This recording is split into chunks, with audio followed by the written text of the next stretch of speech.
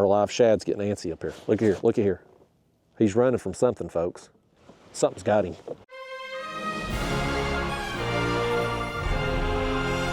Hi y'all, if you're ready to catch some catfish today, grab your rods, grab you some snacks, and let's go. It's time.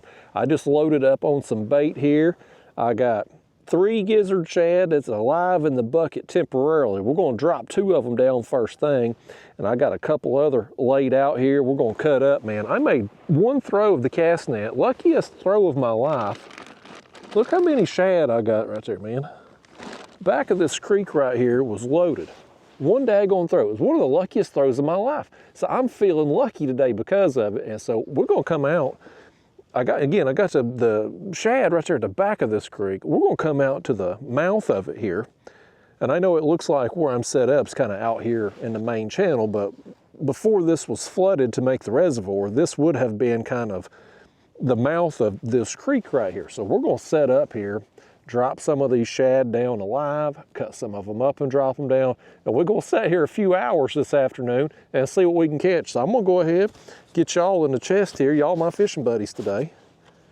And let's get these live baits on first. I got them here in the bucket. There's no aeration or nothing, so I wanna go ahead and just get them on there first thing. I'm gonna suspend these baits today. We're going to drop them down. We're 43 feet deep here where we're at, and so our baits are going to be down there about 40 to 41 feet deep. And this one here, I'm just going to run this hook. This is a 10-aught size circle hook. I'm going to run it through his back right there in front of the dorsal fin.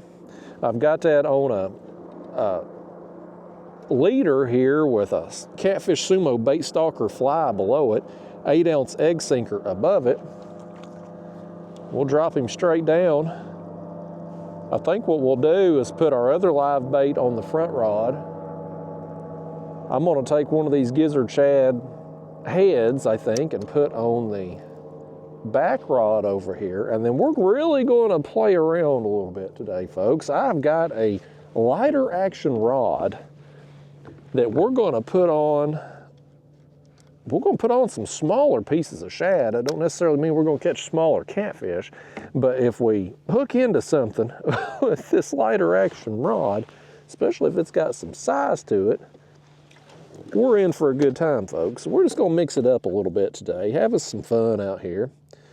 And this here's another gizzard shad. Caught them just a few minutes ago. I come out today, I'm hoping to fish the afternoon till about dark today, and thought I'd throw the net and get some shad because I ain't been able to find no skipjack. So there he is. And there he goes. Send him down. And I don't know how good the catfishing's going to be today, or winter time, water temps cooling off every day a little bit more. Water is very clear out here. We've not got hardly any current flow, so I don't know how fishing's going to be, but the good news is you know something that I don't know. If you're seeing this, it means we got on some, folks. So we'll just give ourselves a self high five here right from the start, because we know what's coming, don't we? Go ahead and get him cut up. Look at this rod right here, folks. I want to show you this. We're going a little bit nostalgic here with this rig. Longtime viewers will remember the old red sinker. I was cleaning out a closet at my house the other day with some fishing gear and whatnot, and I'll be damned if I didn't come across one of them old red sinkers. So we're gonna put that on there for old time's sake, and who knows, it might conjure us up one. You never can tell. So here's this rig, same setup as the live baits. We just got a freshly cut, still flapping his gills, gizzard shad head. Now this other side over here, again, it's going to be the lighter action rod. I've got smaller hooks on this setup, and I've actually put 2 hooks. I've got for the lighter action rod, I've got a Kentucky rig tied on. And Kentucky rig, well, that's what I call it anyway. There's probably other names for this rig. But it's basically you've got your main line down to a swivel. You've got hooks tied on with like a dropper loop, like a little sabiki knot. I've got 2 of them on about, I don't know, 12, 18 inches apart. And then down at the bottom, you've got your sinker, and I've just got a little dragging sinker on down there. So let's take a couple pieces here, I won't say a few. You know what I'm trying to say. A couple pieces of this gizzard shad, and we'll just cut the gut pocket out there. We'll cut that fin off. Maybe we'll just slice this thing in half, maybe. Yeah, like that. And, you know, sometimes wintertime, sometimes it don't matter, and sometimes it does, but sometimes you downsize your baits a little bit. I've had days where I've caught huge fish on like quarter-size pieces of bait. And I've had other days in the winter where fish are just turned on, they're aggressive, and they'll eat a big bait. You just never know. And of course, it's like that year-round. But in the wintertime, I think fish are going to be more prone to eating smaller baits sometimes, especially if they're very inactive. So we got this hooked up. Let's get it out here. This is just this rod here, I say it's a lighter action rod. It isn't lighter compared to my catfish rigs, but it is a medium heavy action spinning rod. It's an ugly stick. I got one of my carp reels, a Daiwa BG 4000 size reel on there with 30-pound braid for mainline. And I bought this rod recently before I went to, well, when I was in Florida. I bought it for the Florida trip to run those Barracuda tubes. And I didn't end up doing any good with them Barracuda tubes, unfortunately, but I got this rod and I thought, I'm gonna make use of that thing. So we're gonna put it out there today and see how that goes. We'll either catch something or we won't. I wouldn't be shocked if we get some bites, if we get some action on it. Now, whether or not we get anything big, that I don't know, but any smaller cats for sure will be able to easily get those baits and get the hook too, with the hook being so small. Those are 1/0 size hooks, about the smallest circle hooks that I had there at the house. So, got everything set up now. I'm gonna put our other gizzard shad up here. We'll toss those pieces out, just chum the water. We'll throw this one. I can't believe I got that many shad on one throw, y'all, normally. And I should have filmed it. I thought about filming from the time I started trying to get bait, but my last video I did that, and I was having a hard time with the camera being in the chest trying to throw the cast net, because I was so worried I was going to throw the camera out when the net got hung on the camera or something. So we didn't do that today. I need to switch out this water right quick, because these shad, one of the reasons why they don't survive in a small container is when they get stressed, they start shedding their slime and their scales, and you can see how nasty that water is right there, just from having 3 shad in there for, I don't know, 5 minutes that it took me to get from the back of this creek out to here. So it's really nasty water, so I'm gonna dump that out. We'll put in some fresh and try to keep him alive until we need him, hopefully very soon. Just dump that. Y'all keep an eye on him. Don't let him flop out there till I'm ready for him. Okay, there we go. Let's get us another fresh water there and grab hold of him, and in he goes. He's got his own personal swimming pool right there. Okay, folks, we're fishing, man. We got everything set up. Let me show you where we're at. This is a spot, and there ain't never a bad time to fish a creek mouth, ever. I mean, it's 7 days a week, 365. But I will say, this spot, I'm on Fort Loudon today. I've fished Fort Loudon, Watts Bar a lot in my life. This spot historically, fall months have done me well here. I don't know that I've ever fished here at this point in the year. I don't know that I ever have. You know, we're late December here now, so I don't know that I ever have, but we're gonna try it today, and there's a ton of bait back there. Didn't get any skipjack. I trolled my skipjack rods with the grubs on there from where I launched all the way up, made a lap through this creek, nothing. But I saw them shad flipping, and I had brought my net because I knew we were probably gonna have to resort to shad today.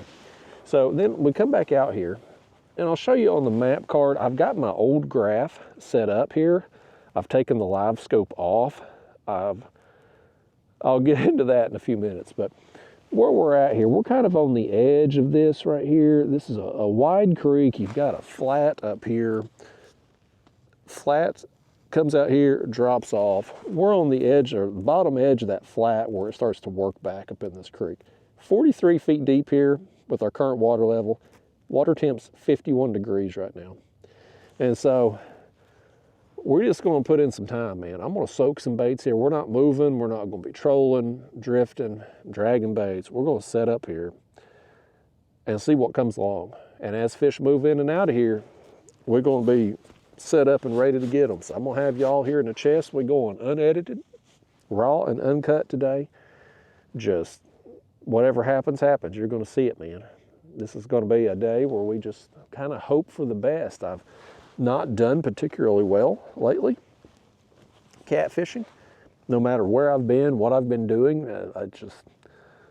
I've been in a little bit of a rut, if you will. I just suck this time of year. That's the easiest way to say it. But every once in a while, the stars align for me. Kind of like throwing the net there and getting all them shad in one throw. Just right place, right time.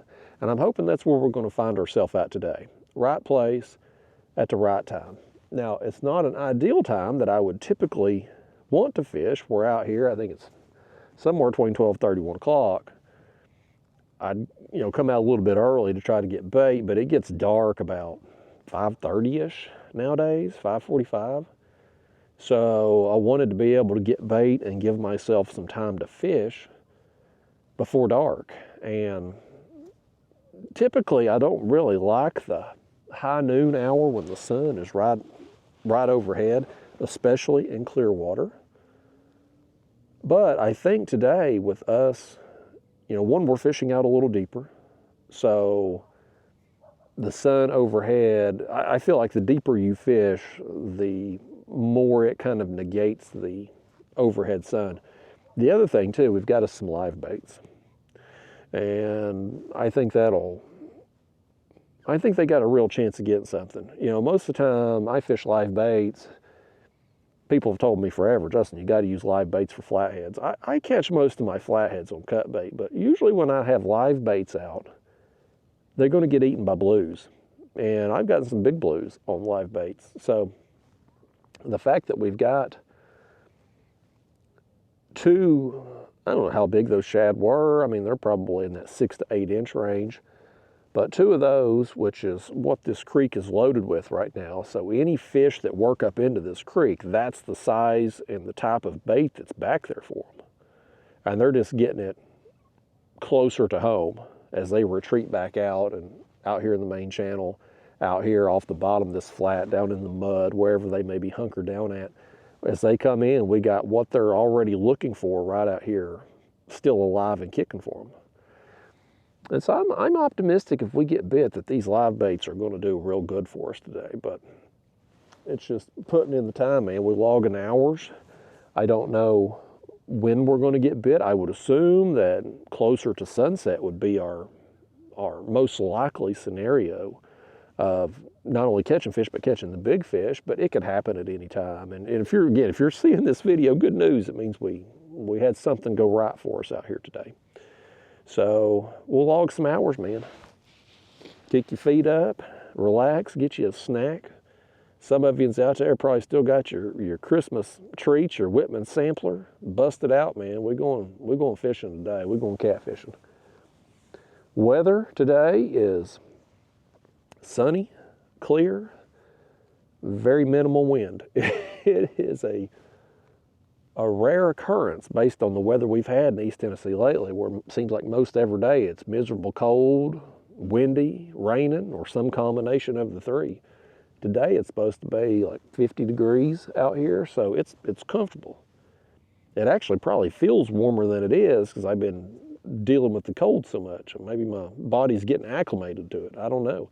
The last trip out, which would have been the last video, I'm sorry, the second to last trip out, because I did try to fish yesterday unsuccessfully, but the last video, I should say, it was, I mean, just frigid out there. The wind was cranking, and so today's much better conditions. I don't know if the fishing will be better, but the conditions, the comfort level is going to be better on my end. And I definitely, I'm the first to admit it. I fully admit it that I am a fair weather fisherman, y'all. Especially the older I get. When I was young and stupid, I'd get out there in the worst wind or pouring rain, freezing cold. As I've gotten older and wiser, sunny and 75 is where it's at, folks. People will tell you that you need to be out there on them terrible weather days. That's when you're going to catch your biggest fish and your most fish. I don't need to catch them that bad. Nowadays, if it's pouring down rain, I don't need to catch a fish that bad. I've caught enough fish. I'll hold out and just maybe catch less fish when the weather's ideal. I know I'm a pansy. I know what I sound like. You don't have to tell me, but that's where I'm at with it in life. I just don't need to catch a fish that damn bad. But today's a good day, and so we're out here. We're gonna see what we can get. I don't know if we'll get. I've caught flatheads here. I've caught a bunch of flatheads here in this creek mouth. Although I don't know if we will get any today. This time of year, usually in the fall, like after post-spawn there, when everything's wrapped up, like late August, it kind of starts, the flathead bite typically starts to pick up, and it will progressively get better through September, October, November. Then, once we get now, here we are in December, the water temps really start to fall, and we start getting cold temperatures. The flathead bite then slacks back off. Now, we never get cold enough here where I live to really shut the flatheads down permanently, like make them go dormant, but their activity level will slow down a lot.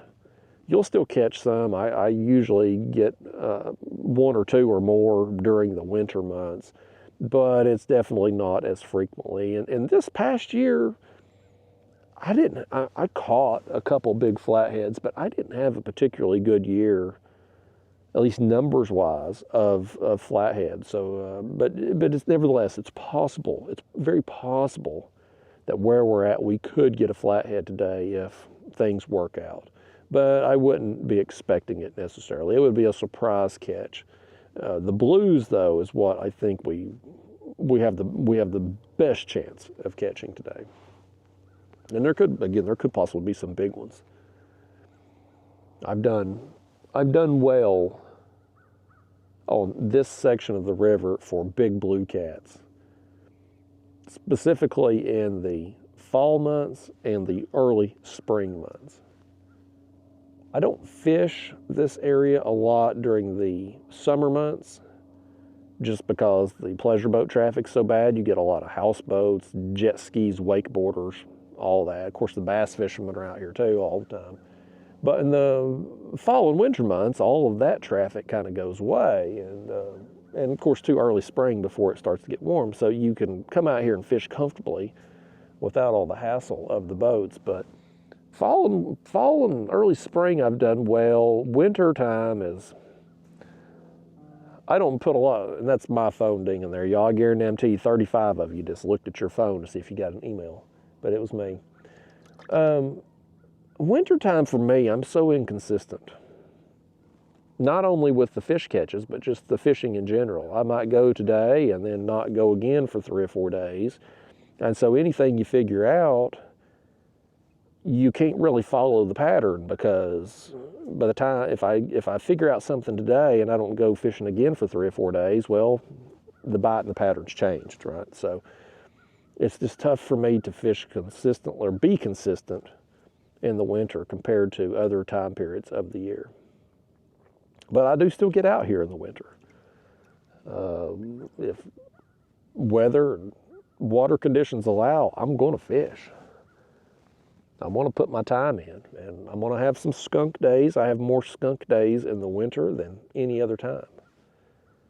But every once in a while, things are going to go really well, and I'm going to just be in that right place at the right time and absolutely tear them up too. And that just comes from logging hours, man. That comes from stepping up to the plate and taking your swings. And we're taking a swing here today. If you're going to fish like this, and I've talked about this so much, y'all are sick of hearing it, but this is my favorite way to fish. I love suspending baits in a kayak and picking out a spot on the map where I think fish are going to work through and just riding that spot out until they do.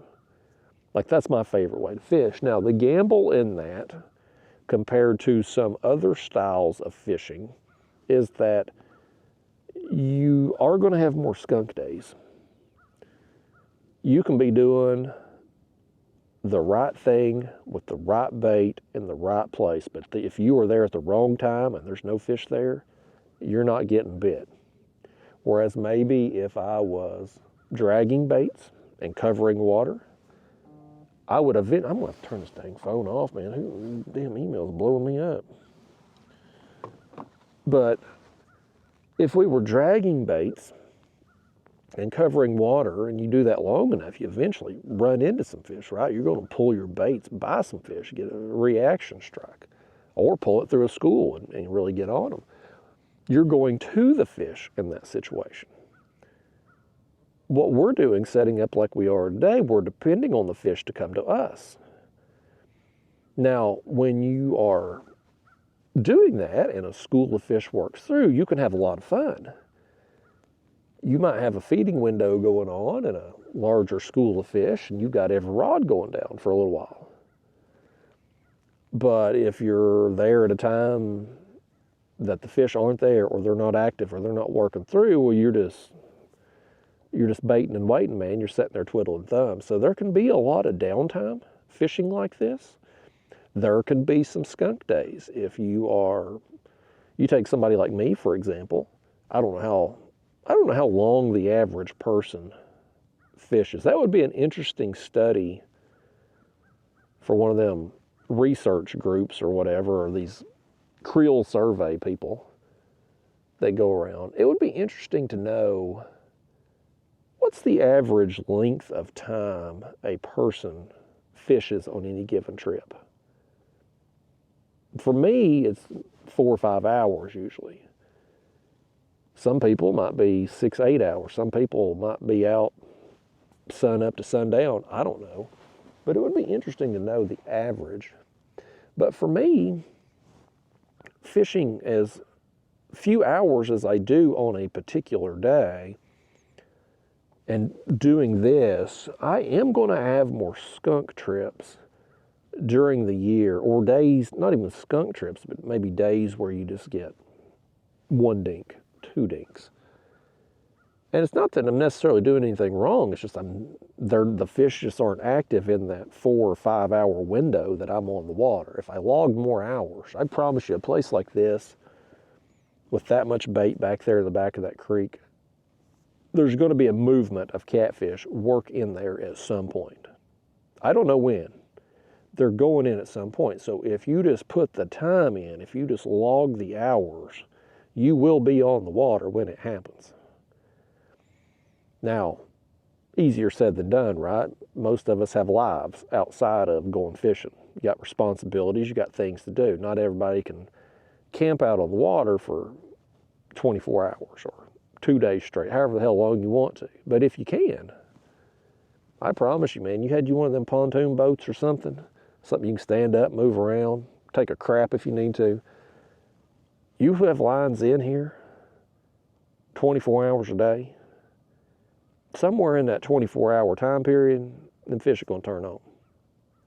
Yeah, I reference Buck Perry a lot because I've learned a lot about fishing from the Buck Perry teachings. A lot of what I do, even though Buck Perry was a bass fisherman, a lot of his teachings transfer over to other fish, and I've applied a lot to the catfishing. But Buck believed that fish, your larger trophy fish, he was referring to bass, but still, fish is a fish is a fish. He believed they would turn on and feed once to twice a day, depending on weather, water conditions, season, all that. So if you figure, worst case scenario, fish are going to turn on and feed once per day. And not all the fish are going to feed at once. Like they might be on different feeding time periods, etc. But you will notice, you do this long enough, you will notice the feeding windows. Like you'll be sitting there, nothing going on, just twiddling thumbs, and all of a sudden, one rod will go down. Here will go the next one. And you'll get just consistent action for a short period of time, and then those fish are gone again. You went through a feeding window. And you just got to wait until the next wave of them come through. But no matter how bad the conditions are, if you could set up on a spot like this, log a full 24-hour cycle, lines in the whole time, I promise you're getting bit. You're not walking out. You're not going home skunked. You're going to get bit, man.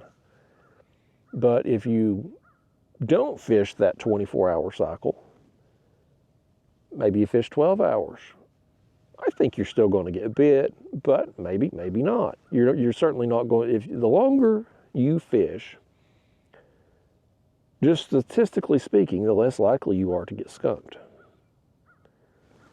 So somebody who's going to log 12 hours on this spot compared to my 4 hours, they've got a greater chance of not getting skunked. Now, it don't necessarily mean they're going to catch the most fish or the biggest fish on any particular day, because if my 4-hour time slot, if that happens to align with their feeding window and when the big fish work through, well, I may catch more and bigger fish than somebody who fishes the next day for 12 hours if their timing is off.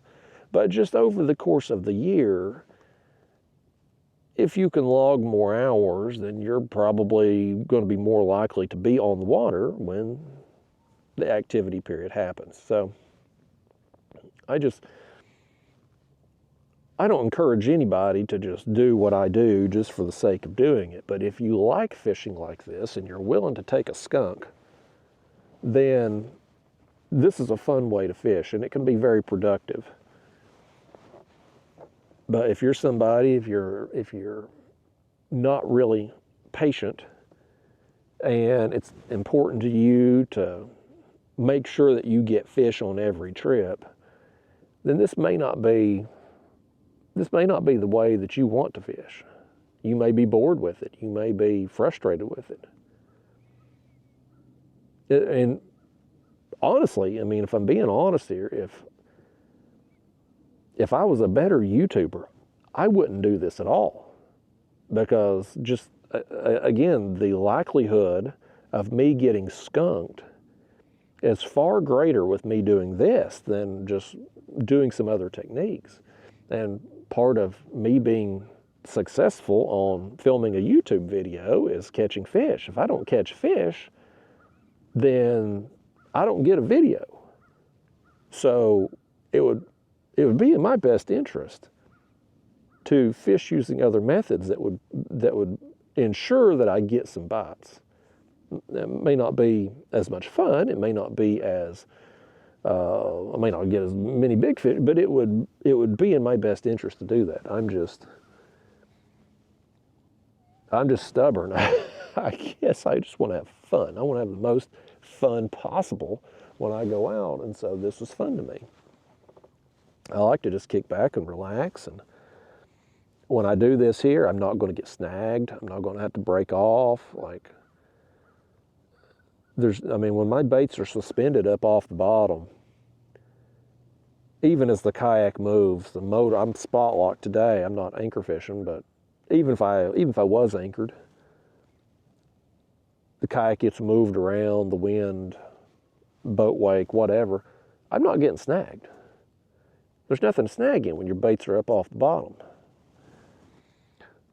So that in itself, I mean, I drag baits a fair amount. And the gear I use, the setup I use is pretty good about pulling through stuff, but every once in a while you're going to come across a brush pile or a sunken tree, and that's usually what gets you when you're dragging. It's going to be some piece of wood, and you're going to get hung and you're going to have to reel up and go back for it, or you're going to have to break off, and it's just, man, that ain't no fun. Who the hell wants to be snagged? I don't mind it. If it happens once, it's not a big deal. If it happens twice, it's not a big deal. But if you're fishing a real snaggy area and it's happening continuously, it can make for a frustrating time. I don't want to be frustrated when I go out. I want want fishing to be fun and relaxing. And that's me. You know, a lot of people aren't like that. I'm not telling you how to be or how to act or whatever. Some people, the results are what's most important. They want that big fish or the most number of fish or whatever their goal is, and they're willing to go through hell and high water to get that goal completed. And hats off to them if they do. I mean, I'm not telling them I'm right and they're wrong. We all got one life to live, at least that we know of. So do whatever it is that you want to do. But for me, I want to catch fish. I want to catch big fish. I do. But it's not the end of the world if I don't. Tomorrow's coming, folks. And you know, as long as I live to see it, I'll have another opportunity. So anyway, that's my thoughts on it. I've done some other stuff lately. Of course, the last video there, I was in my Hobie Lynx kayak, and I netted some shad and then turned those shad into some bait, and then finished the video out dragging and caught a decent cat doing that. But I've done some other stuff lately too. I've dragged baits. I've mostly dragged baits lately on recent catfish trips that you haven't seen, and it's just, I've had skunk days and I've had days where it's just 1, 2, 3, just small dinky-doos, and I'm not gonna subject you all to sitting through that. The other thing I've done lately too, that I've wasted time with, a lot of time, is the Bonafide kayak that I bought. It was supposed to be this kayak's replacement. I bought the Bonafide XTR 130. Went up there to Raccoon Creek Outfitters and got it. It was before I went to Florida. I think I got it. I think it was early November, I think I got it. Late October, early November. Anyway, I bought that thing and I didn't try it out before I got it. I made the mistake that I warn everybody not to do as far as kayaks go. You gotta demo it before you buy it. You got to. It's just like buying a pair of shoes. You wouldn't buy shoes without trying them on. You wouldn't buy a car without taking it for a test drive. Same thing with a damn kayak, man. You got to get in that thing. You can't look at it at the showroom floor and think, okay, that's going to work for me. And that's exactly what I did. I looked at my friend Mike's, and I looked at it up there at Raccoon Creek, their display there, and I was like, man, I can make that work. I get it home. As soon as I sat down in it and on my carport, not even on the water, on my carport, I was like, I think I made a mistake. I knew instantly, because kayaks, like anything else, you look at it when they're empty and you think, wow, this is huge. I got all this space. Then you get in it and you realize yeah, it has a lot of space, but it's not really where I need the space to be. That Bonafide, for instance, I had hoped to fish off the front and the back, depending on what I was doing, the technique, and all that. It's not really possible for me because you don't have enough room to put my big bait cooler and fish off the front and the back. I can do one or the other very easily. Like if I was, like my friend Ryan, he got one. He pulls planer boards all the time. He pulls planer boards or he's bumping below dams and stuff. So he's always going to be fishing off the back of his kayak. It's perfect for him because he's not going to be rotating front to back and fishing either way. But with me, wanting to do both and wanting to carry my bait cooler, it's like, where do you put the cooler? You stick it up on that front standing platform. Okay, well now you got 50 pounds sitting up high in the kayak. So it just wasn't a good fit for me. It's a nice kayak as far as the quality of the build goes. Like I think Bonafide did a good job as far as how they structured it and put it together. You stand up in it, it feels solid, it's very stable. It's exactly what a lot of people want. But for me and how I like to fish and how I like to do things, it wasn't a good fit for me, and I knew it instantly. As soon as I set it in my carport, I took it out on the water, and it just confirmed what I'd already thought on my carport. Like I didn't like it. And unfortunately, I know a lot of you all out there, my regular viewers, were wanting to see not only videos on the kayak, but also too, just to see how I rigged it out, installing rod holders and my graph and things like that. And unfortunately, when I went out there, took it on the water, I just didn't do any good. I did terrible with it.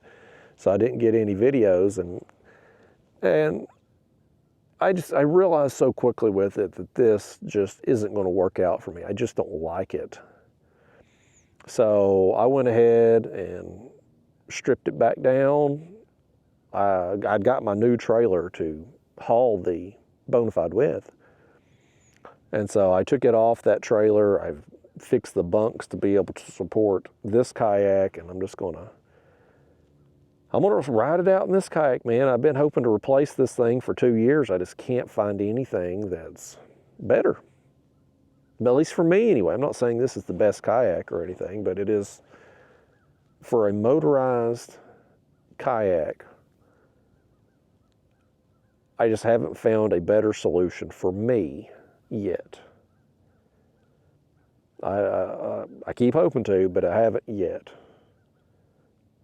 I like the floor space in this thing. It's got the weight capacity. I've got my rod holders mounted. I've got my power pole mounted there for when I'm carp fishing. Like I've got everything rigged on this kayak how I want, and it functions. The thing that I've wanted to replace it, the reason I've wanted to replace it, is that front hatch up there. I've had days where I'm out in rough water, real choppy conditions, and the weight of the bow mount motor and the batteries in the front there, you go over one wave and through the next. All that water comes over and you end up with water inside that front hatch. And when conditions are really bad and you get a hole full of water, it can get sketchy real quick, man. And so I just wanted to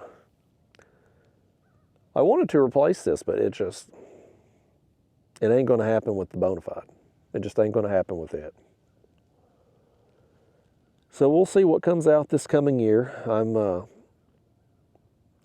in the process of rigging everything back up on this. So, again, the live scope is off. I think I'm going to leave it off and put it back on a portable box. That way I can use it when I want to, and then the rest of the time it not be in the way. I've took my old graph here, my old 5-inch Raymarine. I've put it back here where it was. I'm going back in time to like 2021. That's the way the kayak's rigged now, is how it was in 2021. Now I do have to, at some point, next few days, whatever, work on getting my wires.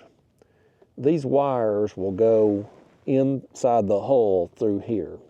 Now, right now, I've just got them running up to that front hatch, but I will rewire that and run it up through there. That I will do. It's just a matter of, it's been so damn cold lately, I ain't wanting to get out here and do it. But I've got it rigged up for now. The other thing I'm going to do too is I'm going to move the batteries.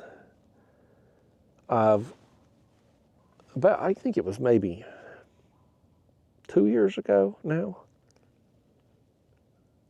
It's been over a year for sure, maybe 2 years. I moved my batteries from behind me to the front. And doing so, it obviously put a bunch more weight up there in the front.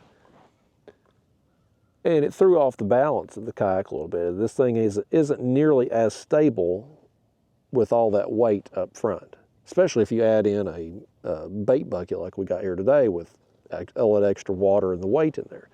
So it throws off the stability a little bit, but what it does by putting that weight up front, the more weight you can have forward in a kayak with a bow mount motor, the faster you're going to get. And so a day like today where you've got calm conditions, flat water here, top speed on that motor, I'm going to get 4.5, 4.7. If I had them batteries and all that weight behind me, I'm going to get like 4.2 at the max. And you might say, well, Justin, well, hell, who the hell cares? It's half a mile an hour difference. It adds up. When you're in a kayak, it adds up. That's like getting extra 10% faster. But again, it's the trade-off. Like, is the extra speed worth the bad days that you go through when you're fishing and a storm blows up, or you're traveling somewhere, you're taking a trip and you've got high winds and choppy conditions and you can't hardly fish because of the water coming over the bow and getting inside the hull. So I'm going to sacrifice the speed, move my batteries back behind me. I've actually ordered a couple new batteries because there's something about, and this wasn't supposed to happen, I don't think. All of these battery companies, I've got, for my main trolling motor battery up here, I've got an Emped Outdoors battery and I don't know if it's called Epic or Epoch. I'm not sure the proper pronunciation. But anyway, I've got two of those, or one battery from each brand. Both have good reputations. Both have like a 10-year warranty. Yet both of them, I think they're both 3 years old now. I think 3 or 4. But both of them give me problems. Neither one of them lasts as long as they used to when they were new.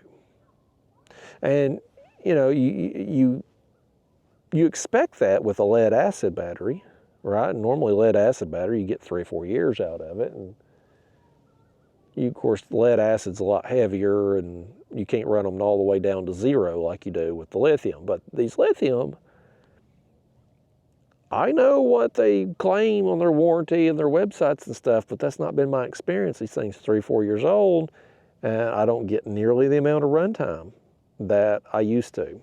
So I've got a couple more. Fortunately, prices in the last 3 or 4 years have come down on lithium batteries tremendously, man. That's the bottom's falling out of the prices. So you can get a 100 amp hour lithium very cheap. So I got the lightest one I can find, and I ordered 2 different companies just in case one company sucks, but they're both, one of them's like 19 pounds, the other's 20 pounds. They're a group 24 size.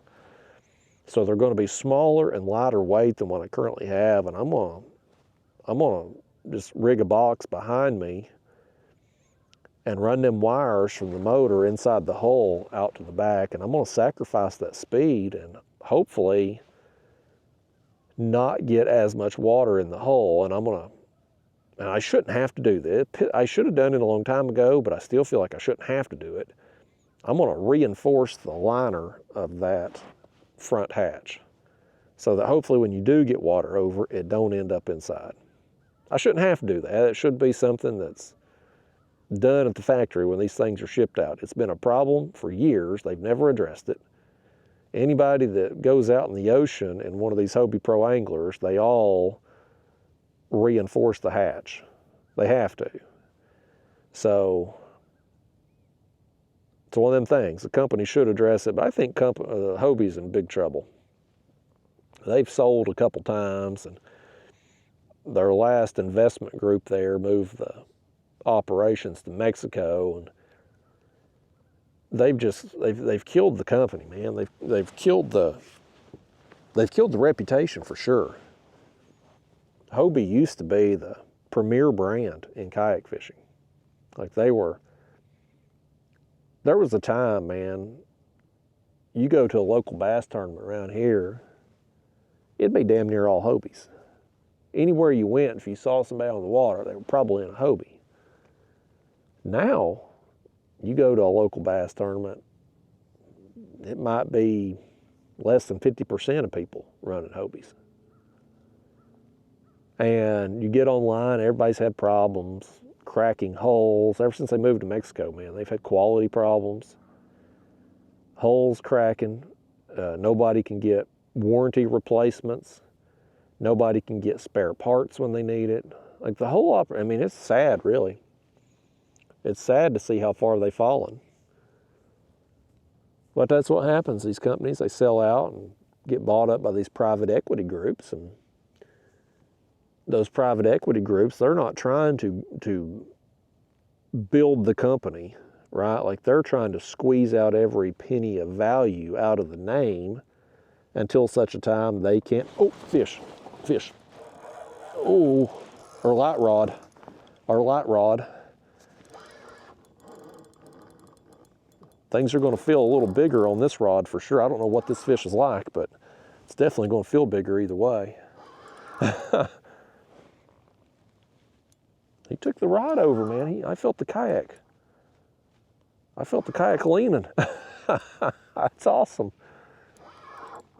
That's what makes the spin fishing fun, folks, when the kayak starts to get pulled over and you get that butthole puckering moment.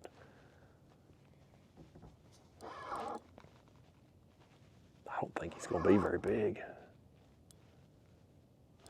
The lighter tackle, though, you don't need a very big fish to have a good time. It's like going ultralight fishing. You take my ultralight rod and catch 6-7 inch bluegill. If your tackle's appropriate to the size of the fish you're catching, it can be a lot of fun no matter what. You catch a small dink blue on my heavier setup, then it's not as much fun. Yeah, it's a little blue cat right there, small one. Come here, blue cat. You getting the skunk out, good buddy, and you left the bait on both pieces. That's a double win right there. Now, I do need to be careful.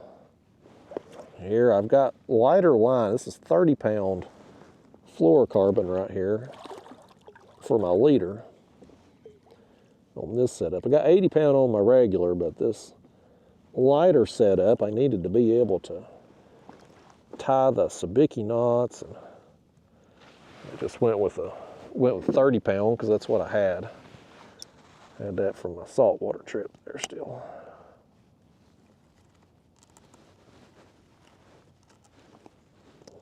Well, I get the hook out.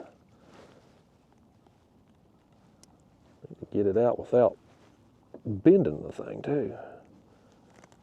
There we go.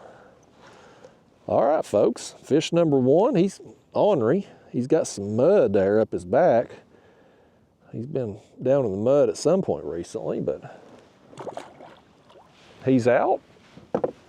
He's on the move, and he's got our skunk out, folks. How long did that take? 49 minutes to get the first fish. That's took a while. That's how catfishing goes, man. You got a lot of downtime sometimes, especially I say out here. It could be like that in a lot of lakes. Depends on how many how many fish you've got in a particular body of water. Out here on Fort Loudon, where we're at today, I like to try to, my goal is to have a fish an hour. If I get 1 bite per hour, I mean, there's days where it's better than that, certainly, but if I fish 5 hours, I'd like to have 5 fish out here. That's kind of my measuring stick, if you will. All right, we got that thing set back out there. All right, folks. Hey, fish number 1, buddy. Got the skunk out.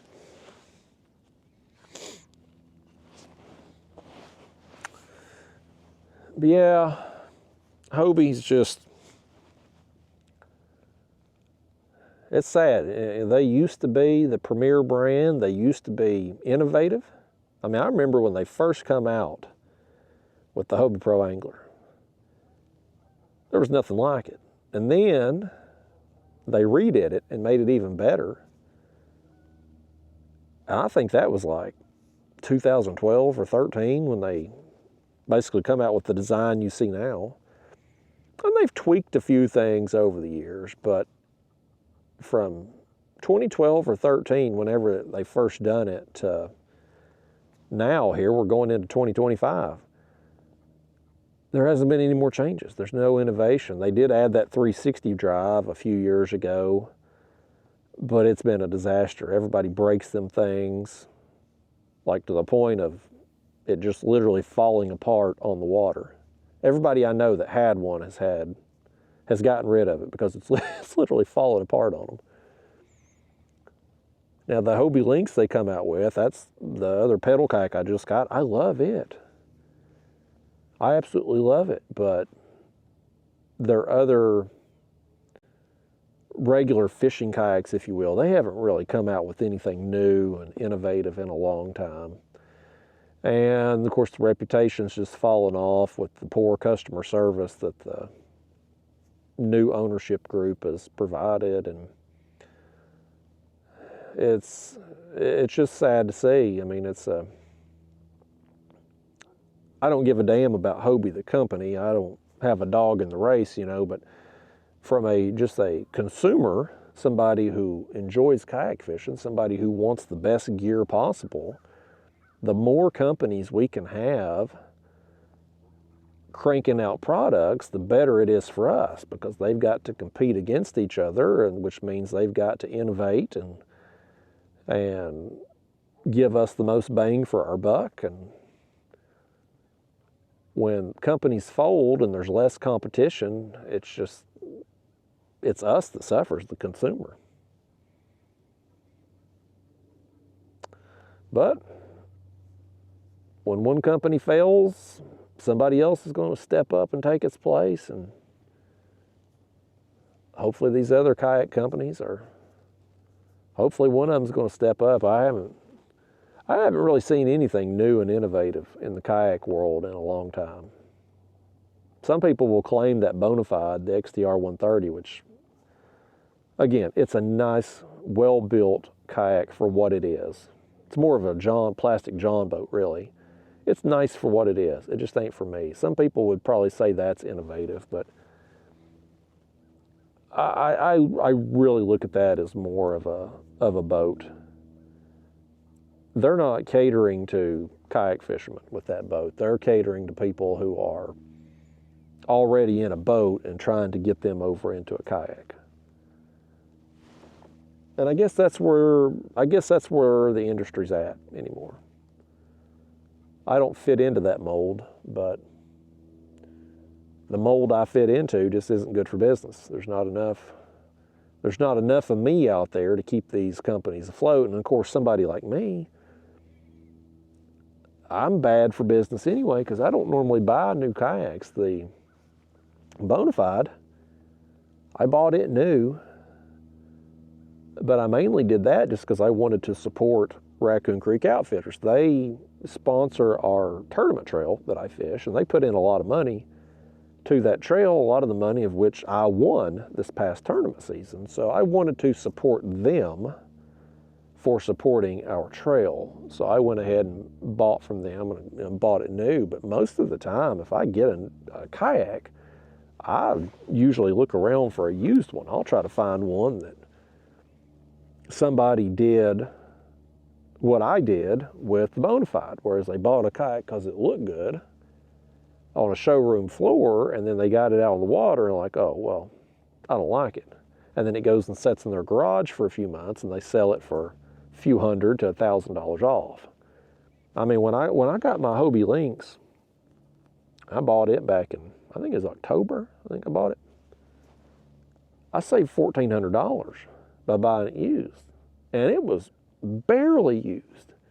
The guy I bought it from, he had one for him, and he had bought that second one for his wife and his kid to use. So he thought if he has another kayak, they're going to go out and go fishing with him and stuff.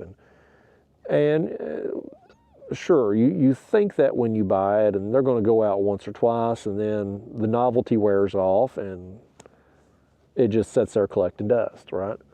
And that's the way it was with him. And so he needs the space back because it's just sitting there and in the way and not getting used. And here I am, willing to take it, but at a big discount. So I prefer buying used just because you can oftentimes not only save money off of the cost of the kayak, but oftentimes too, you'll get accessories with it. People will be selling their kayaks with fish finders, rod holders, camera mounts, whatever. Like they'll have stuff that they've spent extra money and time installing on the kayak, and the accessories they put on it adds no value on the resale, none. Like you go to resell that kayak just because you got a fish finder, rod holders, whatever, like it's not adding anything to the resale value. So you end up getting those accessories basically for free. You get a deal on the kayak and get whatever they're selling with it for free. So that's the way to go, but it ain't necessarily good for these companies because people like me will just sit on their hands and scroll through Marketplace or Facebook, whatever, and look for deals versus going to a dealer and paying full retail price plus taxes and all that. A lot of people just have to have that new kayak. I don't care if somebody else has been in it, as long as it's in good shape. If the hull's in good shape, it's not beat all to hell, and no cracks, no gouges, nothing like that. I don't care about buying used. I mean, there's some things in life you don't want to buy used underwear. Well, some of you perverts might. You might buy used women's underwear. That was the thing on that TV show, Orange is the New Black. Them girls in prison was running the dirty panty scheme or whatever, selling dirty panties. That's a thing apparently. But for my own self, I'm not going to buy used underwear. But if it comes to something like a vehicle, a kayak, something like that, I'm more than willing to buy it used and save a lot of money. And I encourage others to do it too. And oftentimes too, that's another good thing. You're buying a kayak. Used to, these dealers would have demo days where you could try them out. Well, they've mostly gotten away from that. I never see a demo day from our local dealers anymore. I went and tried out last year. I take that back. I did try out that Old Town electric pedal drive kayak. Our local dealer had a day. It's like a 2-hour time period. You could go and try that thing out. And so I went and done that. That was the first demo day around here that I can remember since COVID. They were all doing them prior to COVID, and COVID hits, the world shuts down, and they never started doing them again. But if you go and buy some new kayak, oftentimes what you can do, and I've done this before, I've done it in both buying kayaks, and I've done it selling kayaks, is have the person, instead of you meeting them at their house or them meeting you at your house, meet them at the water, pick a boat ramp, and get out there and try that thing out before you buy it. Just to confirm that you fit good in that kayak. Because the worst thing you can do is go to the store and buy a new one, take it home and realize you've made a mistake. Because you're going to be in the same situation that I'm in with the Bonafide, whereas it ain't new no more. Once you've taken it home and you've took it on the water a couple times, now you've got a used kayak. The value goes down as soon as you walk out the dealer door, just like it would with a car. So you're going to take a hit on it. Now, fortunately, I done found a buyer for the Bonafide. My friend Chris, he lives up in Ohio, fishes the tournament trail. He was there the day I bought the Bonafide, and he was going to get him one. And so once I knew that the Bonafide wasn't for me, I was like, this sucks. I don't like this kayak. I called him up. I was like, Chris, you still looking for a Bonafide? He's like, yeah. You selling yours or something? I was like, I'm willing to cut you one hell of a deal. So I sold him the Bonafide, my motor, and the 36 volt battery that I'd got for it. I sold him the whole package. Because that motor I bought the Power Pole Move trolling motor, just come out this year. It's a 36-inch shaft, 4 kayaks. I bought it and put it on the Bonafide there, and I like the motor. I didn't care for the kayak, but I like the motor. And I thought about maybe trying to take that motor and put it on this kayak. This one here's got the Motor Guide XI3. It's a 55-pound thrust. The other one is a 100-pound thrust. And I've had problems with Motor Guide in the past. I've had a lot of problems, actually. That's the second motor, second GPS system, and I've had multiple remotes tear up. Like Motor Guide XI3 is a good motor for a short period of time.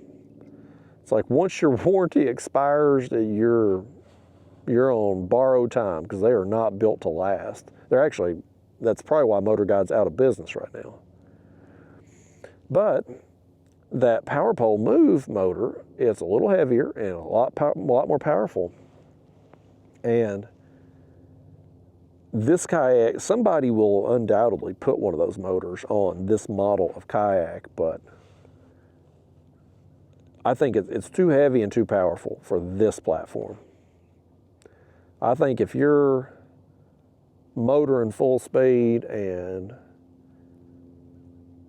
you accidentally sit on your remote or something and send the motor steering to the right or left full speed, you're going for a swim. That happens with this motor, 55-pound thrust. You might get thrown a little off balance, but you're probably staying upright. I'm just not sure with that more powerful motor. Plus, you've got the extra weight, not only for the motor, but also the battery. And so I just didn't think it'd be a good fit for this kayak. So I sold him the whole package, man. And I'm gonna keep rocking this motor. I hope this one lasts until something else comes out. With Motor Guide being out of business now, it's hard to get that model of motor. There's a few left, old stock and stuff, but it's hard to get them now, and it's going to be harder to get them as more time goes on. But I replaced that motor there, I think, in February or March, I think. So, I mean, we're talking almost a year ago, I replaced that motor. The last one had water. It had gotten inside the motor itself somehow. I guess a seal broke or something. Got water in there, messed it up, and I think it was the year before that, the GPS had went out on it. So I'd replaced that. So when I got the new motor, I actually bought the non-GPS model and saved some money, and then I took the GPS off the old motor that I had just replaced and put it on the non-GPS motor. And like I said, I go through remotes about at least once a year. The remote will just tear up. I've actually got 2 extra remotes in my hatch right now in case I get out of the water and the remote messes up. I had that happen on a tournament, I don't know, 3 years ago, maybe a little more. I was in a bass tournament. It was a 2-day tournament. And I was in contention to win going into day 2. And I get out on the water and my remote just craps the bed. It won't work anymore. I change out the batteries, nothing. It's just, the remote's trashed. And of course I'm in this kayak and I didn't have my pedal drive. I didn't have anything but a paddle for emergencies. And so I lost most of my tournament day on day 2 and had to paddle back. And fortunately I still cashed a check that day, but I had no chance of winning at that point. Can't remember what I finished, 4th or 5th place, something like that. But I did cash, which was good considering everything that happened, but boy, I was pissed. So after that, I was like, you know what, I'm gonna get me an extra remote and have it at all times just in case. So now I carry, and then when I got this, the non-GPS motor there last year, whatever, I kept the remote from it also. So now I've got 2 extra remotes, batteries, the screwdriver with the tiny head to be able to unscrew the back of the remote and be able to pop the batteries in and out. I carry all that, man. I carry everything. I'm prepared. We ain't having no more incidents like what happened to me there at the bass tournament. I was so mad, y'all, but that's how it goes when you fishing with this high-tech gadgetry. It's not if, it's when something's going to go wrong. It's no different when you got a boat. You see it all the time. Somebody's getting towed back to the ramp because their motor broke down or something. It's just, things happen. Things go wrong. If you're out there in just a basic paddle kayak, there's not much can happen, right? Because even if you break your paddle, you could still use half of it as like a canoe paddle and make your way back. Pedal drive systems, more moving parts, things can go wrong, but most of these companies' pedal drives are pretty solid. I've got the Hobie, not the Hobie 360 drive, those things are trash, but the regular Hobie 180 drive, those things are tried and true, the design's good, you rarely have any problems out of that. I've run the Old Town pedal drive in there in my Old Town big water kayak for a few years now, 0 issues whatsoever with it. They're rock solid. You never even hear about people having problems with those pedal drives. So moving parts, there's a possibility, but less likely something's going to go wrong with the pedal drive than there is with the motorized drive, where you've got potential issues you could have with the motor, potential issues you could have with the remote, batteries. There's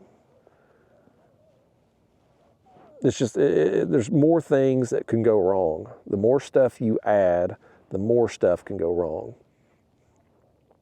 So that's why I'm trying to keep my Hobie Lynx just very basic, very simple platform. I want to keep it as minimal as possible. That way there's less chance of anything ever happening to me out there, less chance of anything ever going wrong.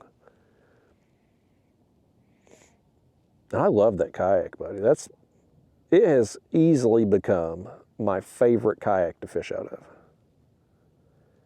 I mean, I got it thinking it would mainly be for the ocean. But I like it around here. I would have brought it today if I wasn't going to be going so far away from the ramp. I knew today that it'd be nice to have the motor because I was making such a long run. But I could have easily brought the links, and I've got to. One of the challenges with that links, and I've touched on this a little bit as I've used it, is mounting rod holders in a secure fashion. I've got rod holders on it in the gear tracks, which I've never trusted gear tracks on a kayak, ever. I've had too many people message me, email me, etc., where they've just given me horror stories of having their whole rod holders, rods, everything just ripped off the kayak because the gear tracks failed. Gear tracks on a kayak, they are not meant to withstand what we're going to use them for, catfishing. That's not what they were designed to do. And even if you get a heavier duty gear track, metal, it's still got to be screwed into the hull somehow. And most of the time they're actually screwed in, not bolted in. So those screws, over the course of time, with the torquing of the rod getting pulled over, they work loose. They start to flex. And it's problematic. And so I'm trying to come up with a workaround for the Hobie links that will allow me to securely mount those rod holders, but do so without drilling into the hole. Because if you got a kayak you can drill into, it's easy to mount rod holders securely. Even this kayak, I had to get creative, but I made the rod holder, I guess, a base for the rod holder base, if you will, with just a board. That's a piece of 1x6. I mounted the rod holder bases into the board and then attached the board to my kayak H-rail with U-bolts. And so that worked out well. Now Hobie makes back here behind us. Back here behind us, folks. We got another one going down on the light action rod.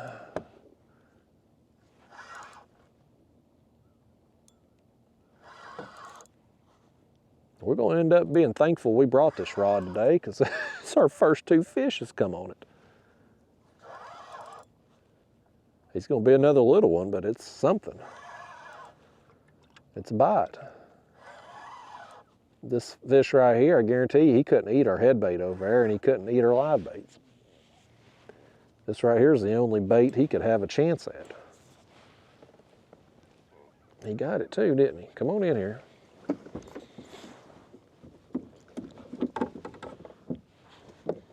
Let's see what you done. Where's that hook at? Old Kentucky rig. Well, all right, let's take a look at you there, all 12 inches of you, however small you are. He's left the bait on again, both pieces, so I got plenty of bait. But there's no sense in wasting time cutting up new pieces if we don't need it. Let's go back down.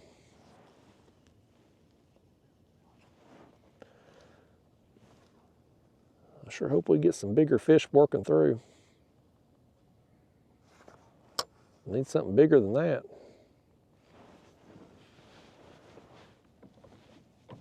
Okay, got that back out. No, I was saying Hobie, they make what's called an H-rail. That's what they call this bar down here. They call it the H-rail. And they make a rod holder base that will attach to that. It clamps on, like here's one for instance. I gotta take that off, but that's just a ram ball mount. But the base for their rod holders is the same. And I don't like these. When you've got a rod out, like you take this one for instance, we've got it out kind of horizontal there. We're going to get that downward pressure. It puts a lot of pressure on this base. Now, if you've got it going, if you've got the rod going out, like perpendicular to the kayak, like straight out this way, and that pressure goes down, this will slip around the rail. Like it'll just pull it down. It'll pull the rod and rod holder, everything down. But if you got it out like this, it's not going to slip because the angle. But what it will do, let's see if I can get this thing undone here one-handed, and I'm going to show you. Let me get hold of this thing here. I guess I could put the camera back in the chest. That'd make it easier to do, operate with multiple hands here. But when this thing clamps on, you've got all that pressure. I don't care, even if they make some, it's got like a, well, it's hard to describe. It's like a flat piece, and you can bolt your rod holder in. Where this ram ball would be, there'd be like another piece coming out here. You could mount a rod holder in. But it ends up, you've got all that pressure going into just a small pin in there that holds this in place. Like what's holding this into this clamp right here is that small little pin. And again, over the course of time, all that downward torque, that downward pressure from hundreds of catfish over the course of time, it takes its toll on that. And I don't care if you've got this, one of the flat pieces and your rod holder bolted in, that part's not going to give. It's going to be that pin. So anyway, that I've seen too many horror stories, heard too many horror stories via comments, email and stuff, people losing things. I've had issues in the past trying different things to rig it. I want my rod holders secure on a kayak. I preferably want them bolted into the hull. Situations like this, I can't do that, so I come up with a workaround that's just as good, just as solid. But that Hobie Lynx, it's a challenge. It's definitely a challenge, folks, because you cannot drill into the hull. So I'm either going to have to run a board, mount my rod holders to like a 2x4, and attach that 2x4 to the, I forget what them things in front of the Hobie Lynx are called. They make what's called paddleboard leash adapters, because them things are strong. If they're into the hull, they're a metal piece that's into the hull, you can lift the kayak with them things. But it's hard to mount stuff to them. And so they make what's called a paddleboard leash adapter, which is a bolt that goes down and hooks up under that piece of metal, and then you can screw stuff down on the bolt, right? Well, problem is, them things aren't very long. So if I wanted to run a 2x4 across, those paddleboard leash adapters, the bolts from them aren't going to reach. They're not going to be long enough. So I actually went into the hardware store and I bought some eye bolts, which is basically the same concept, except the eye bolt is closed, and I just took a saw and cut out a notch in the eye bolt. That way I could go down there and run it over that metal piece. But again, the eye bolts, I went to the hardware store, I went to Ace Hardware, I got the longest ones they had, and it wasn't long enough for what I needed it for. So I had a real dumb idea that I could use, you know, some kind of like industrial strength zip tie to zip tie it down. Because once it's on there, let's say you got that thing bolted into your 2x4, your rod holder's bolted into it, the pressure is going to be pushing down on the 2x4 into the hull. It's not going to be there on those zip ties. That's just going to hold that board in place. The pressure is going to be on the top of the board and into the hull. I may try that, but it's the challenge to reach those. They're way far forward, so I'm going to have to lean a lot forward to be able to access them, to get to it. Another option is I could attach them to the seat with U-bolts. The metal, the seat is metal on the Hobie Lynx, the frame anyway.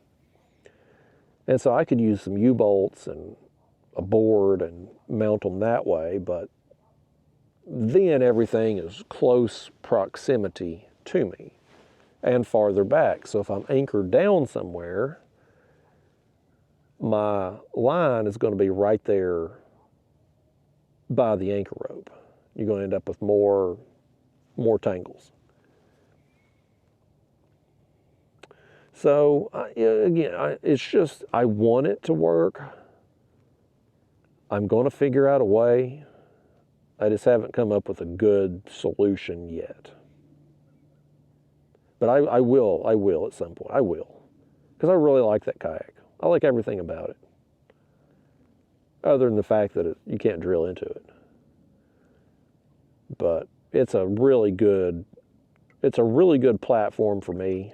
As somebody who likes kayak fishing, somebody who wants the sleigh ride effect, if you will, of hooking into a big fish in a kayak, it's a really good platform for me. So I just got to figure out how to make it work. And the other option too, and this is something I talked about a little bit in the last video while I was in that kayak, is just maybe too change my style, change my approach a little bit while I'm in that kayak.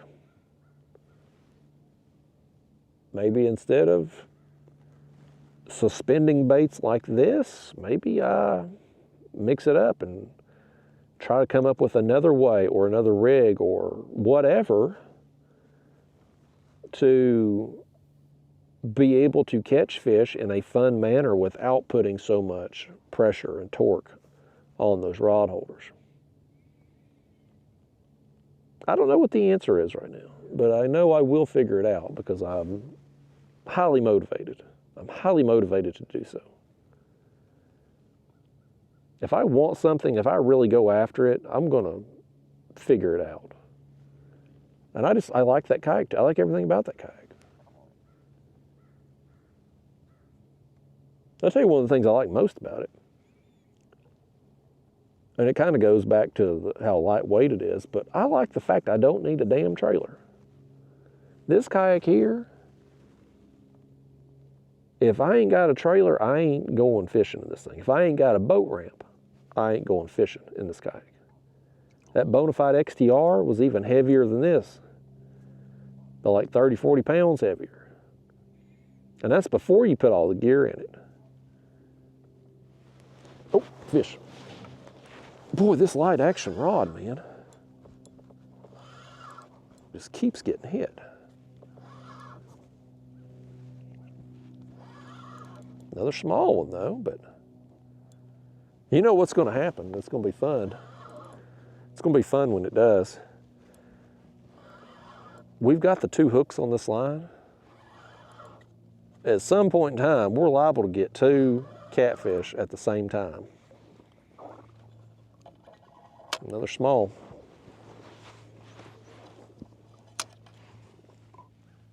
Blue Kitty, I need you to go find your bigger friends. I've been sucking it up fishing so bad lately. When I've been able to go, like, I need some content, fish. I need to get a video today.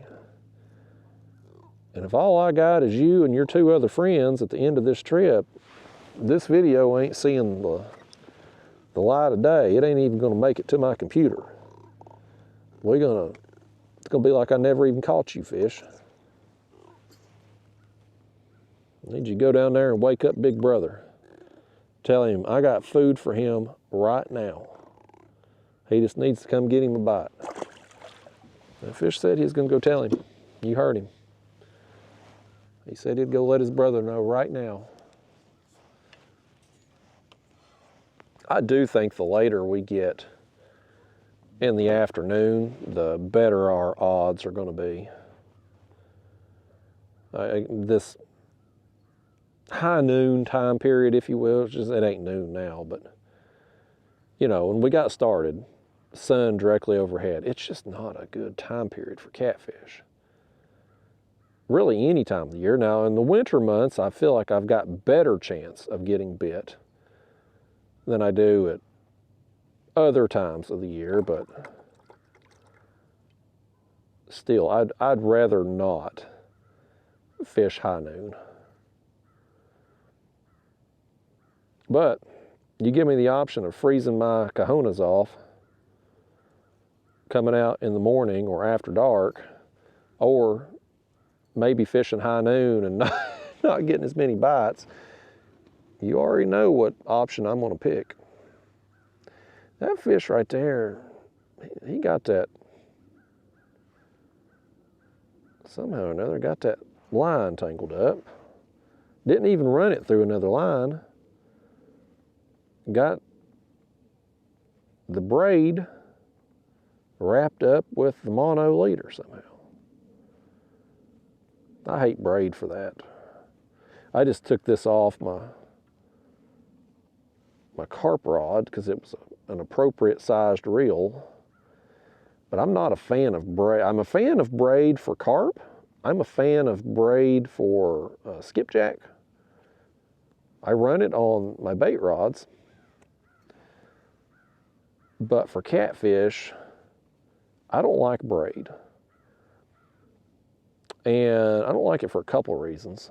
This right here being one of them. When you get a tangle, especially if you get multiple lines tangled up, braid is hard to pick out. The mono, especially heavier mono, is pretty easy to get untangled. The other thing I don't like about braid for catfishing is the fact that it's just not as abrasion resistant. Your mono's got a little stretch to it, and so if a fish is pulling tight and he goes over some rocks or something, you might get some nicks there in your mono, but it's better chance of surviving than braid. You get your braid, which don't really have stretch in it, and that fish pulls it tight over some rocks. The thinner diameter, the braid, like it's gonna pop. It's gonna cut. And so I used to use braid once upon a time, but once I switched over to mono, I never went back. Now I use the braid carp and skipjack. That's it. Everything else I use mono. I even tried braid once upon a time. I tried it on my ultralight. Because you can get a 10-pound braid, it's got like a 2-pound diameter. But I don't really care for it either. You've got to tie on a fluoro leader to really get the bites. And that lighter braid, if the wind's blowing, you're going to get wind knots in it, something terrible. And as much of a pain as it is to pick out a tangle when you're using heavier braid and catfishing, you get that little 10-pound braid and get some wind knots in it, buddy, you can spend all day trying to pick that thing out. So I'm not a fan of it, but I already had it on that reel, and I want to make use of that rod a little bit. I spent money on it down there in Florida. I'd like to catch something with it, so I thought we'd try it today. I'd kind of envisioned what I thought we would get. I wanted to get some gizzard shad today. I had no idea I'd get a whole net full on one throw, but I thought I'd get a bunch of them tiny thread fins, like this size right here. I don't know if that was one I got on the throw or if that's one that was still stuck in my net from the last trip. There's a couple of them there, but that's what I thought we would get a bunch of, and so I was going to put those on the smaller hooks on that lighter action rod. But since we didn't get a bunch of those, I'll just cut us up some small pieces of a gizzard shad, and we'll have miniature pieces of cut bait. You know, something like that too. These other rigs up here, I've obviously got the stinger flies, Catfish Sumo bait stalker flies. I've got those on those rigs there, just a few inches below the hook and the bait. You could do the same thing with a smaller hook and a smaller piece of cut bait, or a smaller live bait, a minnow, a shiner, a shad, and accomplish the same thing that the fly's doing with an actual piece of meat or a live bait of some kind. Same concept. You're presenting a big bait and a small bait, same time. Artificial is just easier to use though. You can leave them tied on all the time and always ready to go. To use a minnow or a shad or shiner or something, you either got to go to the bait store, buy some, or you got to get out here on the water and throw the net. There's a lot of times that I go fishing, go catfishing, I'm just going straight catfishing. I'm not getting bait. I get my bait before I go, where I can spend my whole session catfishing. So it would be a extra step you would have to do every time you fish. Would either be stop at a store or net some bait to be able to put on that hook if you had those rigs tied on. Whereas the fly, it's artificial. It's always ready to go. Anytime you got time to fish, it's already on there for you. Nothing to fool with. And you catch a bunch of fish on that artificial. A bunch of fish on it. The regular viewers, you've seen me over the last, I started using them things, I think 2022. So, I mean, we're talking almost 3 years now. And I've caught, I don't know how many fish on them things the last 3 years. Now, I've gotten some big fish doing it too. In fact, either my biggest or my second biggest blue cat of 2024 was caught on the fly. And he ate it. It wasn't like he was snagged or foul hooked with it. He ate it. That bait, the fly hook was in the mouth. I got the video on my channel. It was like the first or second biggest fish of the year. So you're going to catch some fish on them flies. It's just another option for them. It seems like when they're on the flies, they're on the flies. And I don't know why that is, but I think it's probably either a size thing or maybe it's a color thing. Because I mean, for whatever reason, I've tried various colors. Catfish Sumo sells different colors. But I really like that yellow-orange, I think it's called a goldfish pattern. That color combination seems to work well. It seems to outperform the others. Now, granted, after I developed the confidence in it, I stopped using the other colors. Now, that's the only color I get. But prior to that, I was using different colors. And maybe it was just luck, coincidence, could be. You could talk me into that. But the orange just outproduced. And so that's what I kind of went with. And so maybe if it is something where they're feeding on something that's similar color, similar size, that they're going to be more likely to eat that fly during that time period. I don't know. It's one of them things that we can speculate about as fishermen.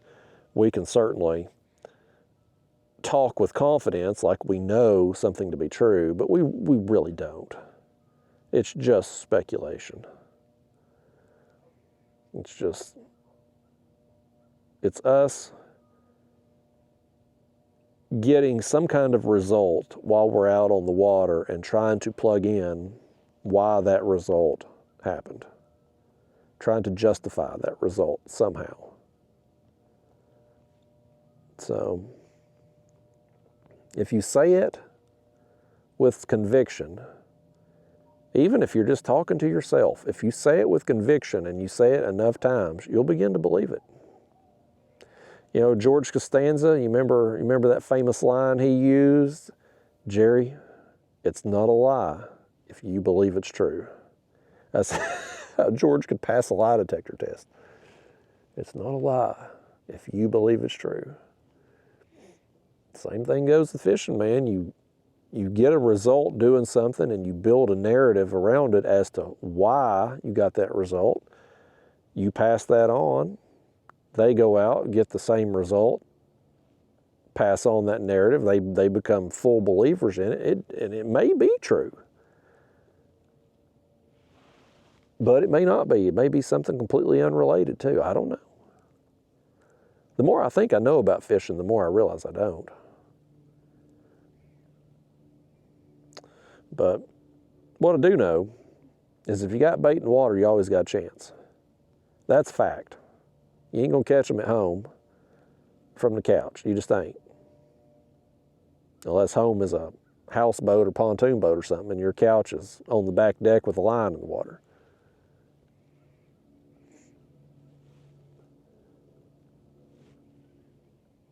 It's turned into a nice day here, folks. That sun, it's cold, but that sun on my face feels warm. Like, it's a nice day. If I wasn't sitting here talking to y'all, you know what I'd do? I'd kick my feet up and take a nap, wait on the fish to bite. I'd mention one of these recent videos, I don't remember when, maybe when I was in Florida, but I had talked about how when views eventually decline on these long videos kind of, man, they've blown up my channel. I've never had more views than what I've been getting, but when this eventually tapers off, and it will, nothing lasts forever, I'm not going to chase the next trend. Like, I'm going to ride off to the sunset. And a lot of people ask, well, Justin, what would you do? What would you do out there fishing if you wasn't doing YouTube? I'm like, well, I'd sleep more. I'd get me, a day like today, I'd put my feet up and get me an afternoon nap's what I'd do while I wait on bites. What I'd probably actually do on a day like today where I'm a little sleepy anyway, I wouldn't even throw out that big or that light action rod. I'd just throw out biggest baits possible. That way, if I did get woke up for something, it'd be worth waking up for. Not that I ain't grateful for them smaller blues that we've got on the lighter rod. I mean, it is a... Oh. Something gave this rod over here, the head bait, something gave it a tap.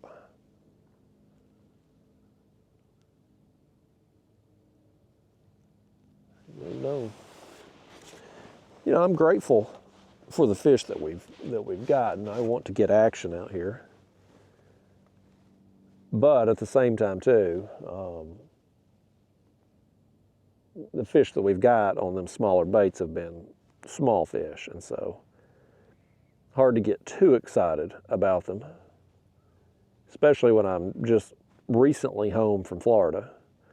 Been down there catching sharks and come home and I'm getting a small blue cat like that. Like, yeah, one don't match up to the other type thing.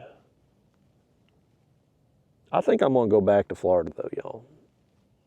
I think I am. My Florida videos, I love it down there. I love going down there, vacation and stuff. Been down there the last few years, but I've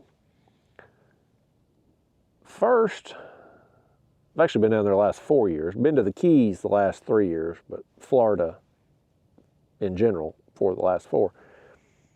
And like 4 years ago, my Florida videos didn't do well at all.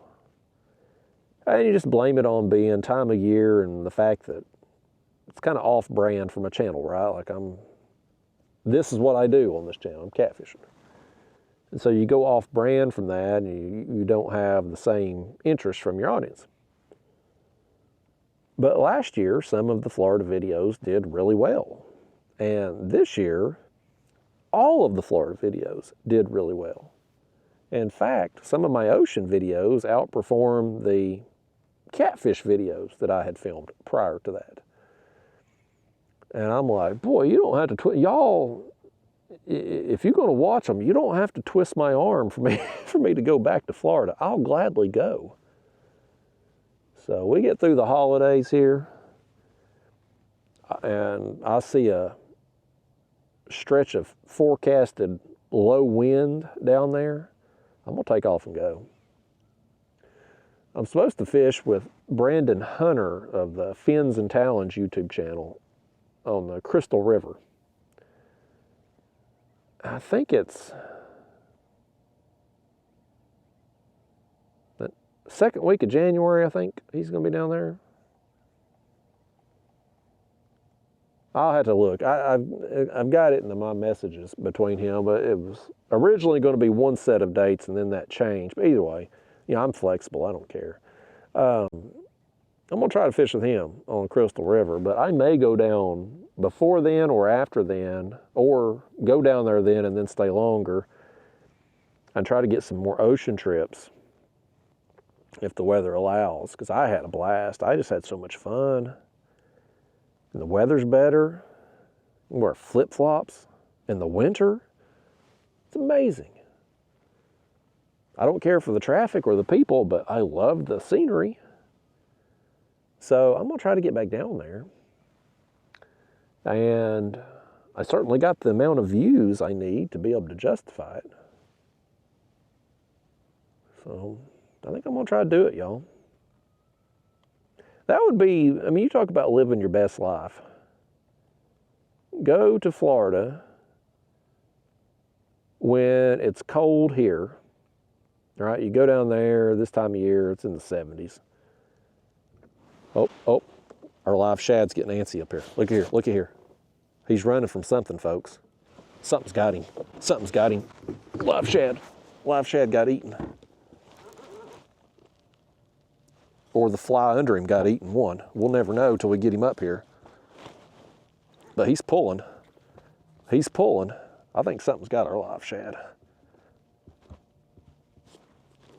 Feels like a blue. He's rolled. Yeah, I wanted to keep a few of them things alive just in case, man. Boy, it's going to pay off for sure with this one. We're getting at least one bite, one fish on them live baits.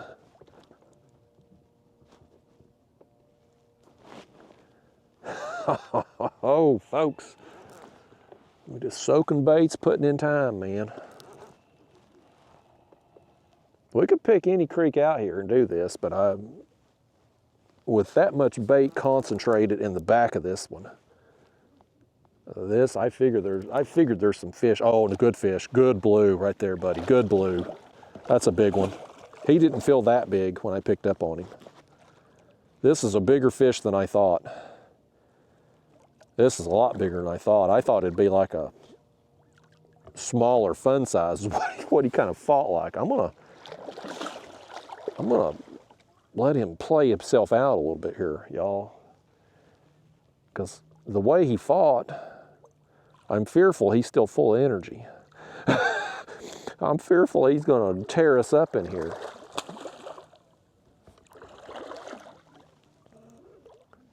We're going to play him out a little bit. That's a good fish, buddy. That's a real good fish. Man, y'all.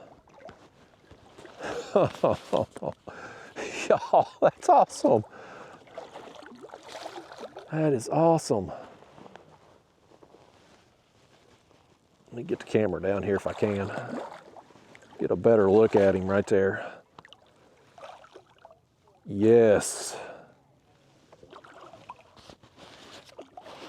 Live shad, and we've got another one in our bucket too.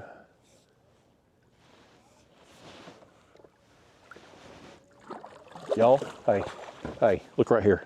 Look right here. I think that might be a flathead. Let's set him back.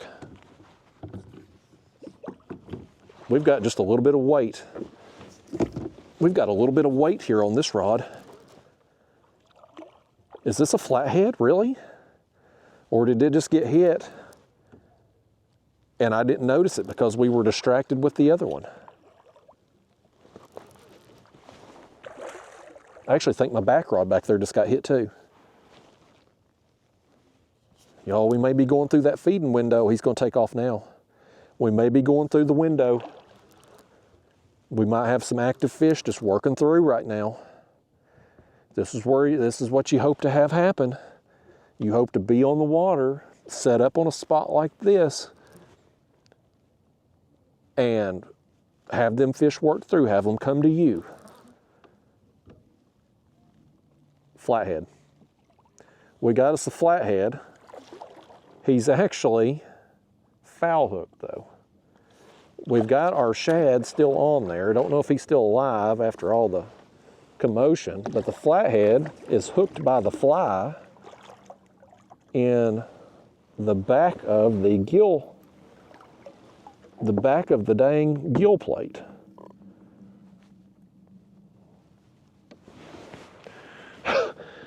Well, I thought it was a flathead the way he was just sitting there, but it was, normally that happens, they eat the bait and just sitting there. I want to get this thing back down there though.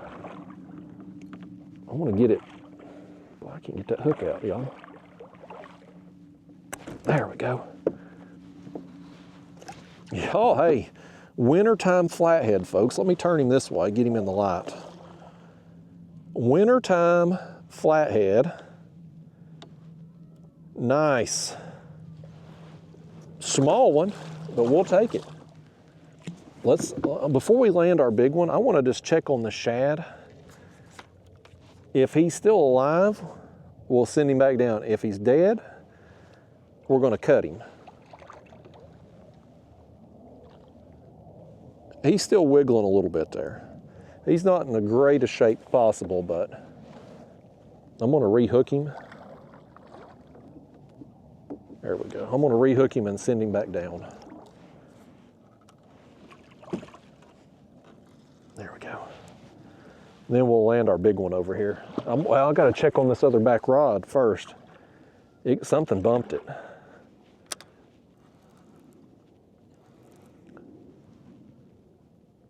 Okay. Oh, that was exciting, man. Tiny flathead, but we got us one. What do I do with that glove?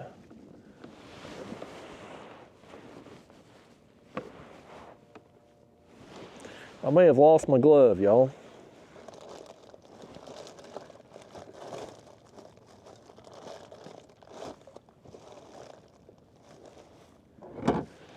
I seem to have lost our glove. Well, I guess y'all gonna get your hands tore up today, ain't you? Because you ain't got no damn glove. How'd y'all forget to bring the glove? Well, apparently, whatever was on this other rod over here, if he was on it at all, if he hit it, he's gone. We're gonna get the front camera mount set up for this one too. Hey, y'all, I was a little bit tired. I was talking about a nap. I'm wide awake now. I feel good, buddy. This is awesome, man. That right there is a good fish. He's gonna tear us up without a glove or fish grips or anything, but I don't even care right now. I'm excited for this fish, man. This is the biggest catfish I've caught in some time. Okay. All right, that hook right there on the corner of the mouth. Here, let me do this. Y'all set up there, would you? Here, let me get y'all turned around. You crooked up there. Y'all set up there straight while I get this thing. That camera in my chest gets in the way when I'm trying to see. Okay, oh, I don't like how that hook is going through the bottom lip right now.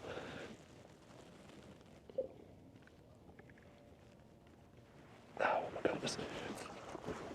I'm gonna bring him in like this, and I'm gonna be real careful to not get that hook in me till I get it out.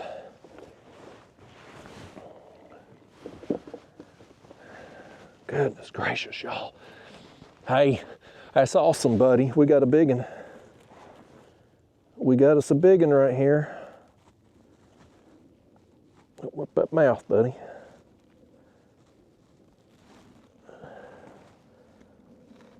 Open up.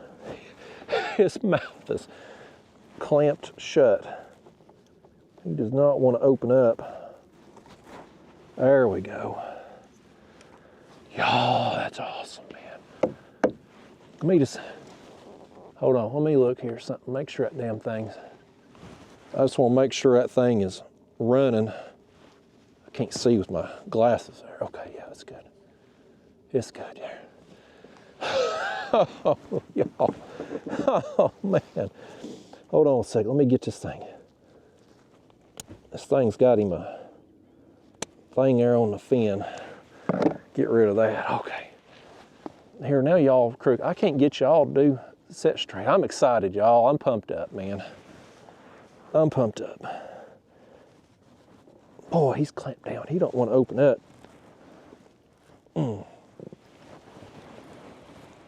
Okay, y'all.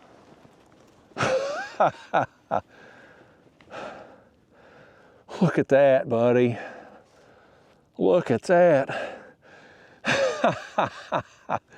That's awesome. That's worth the wait out here. What we've been waiting?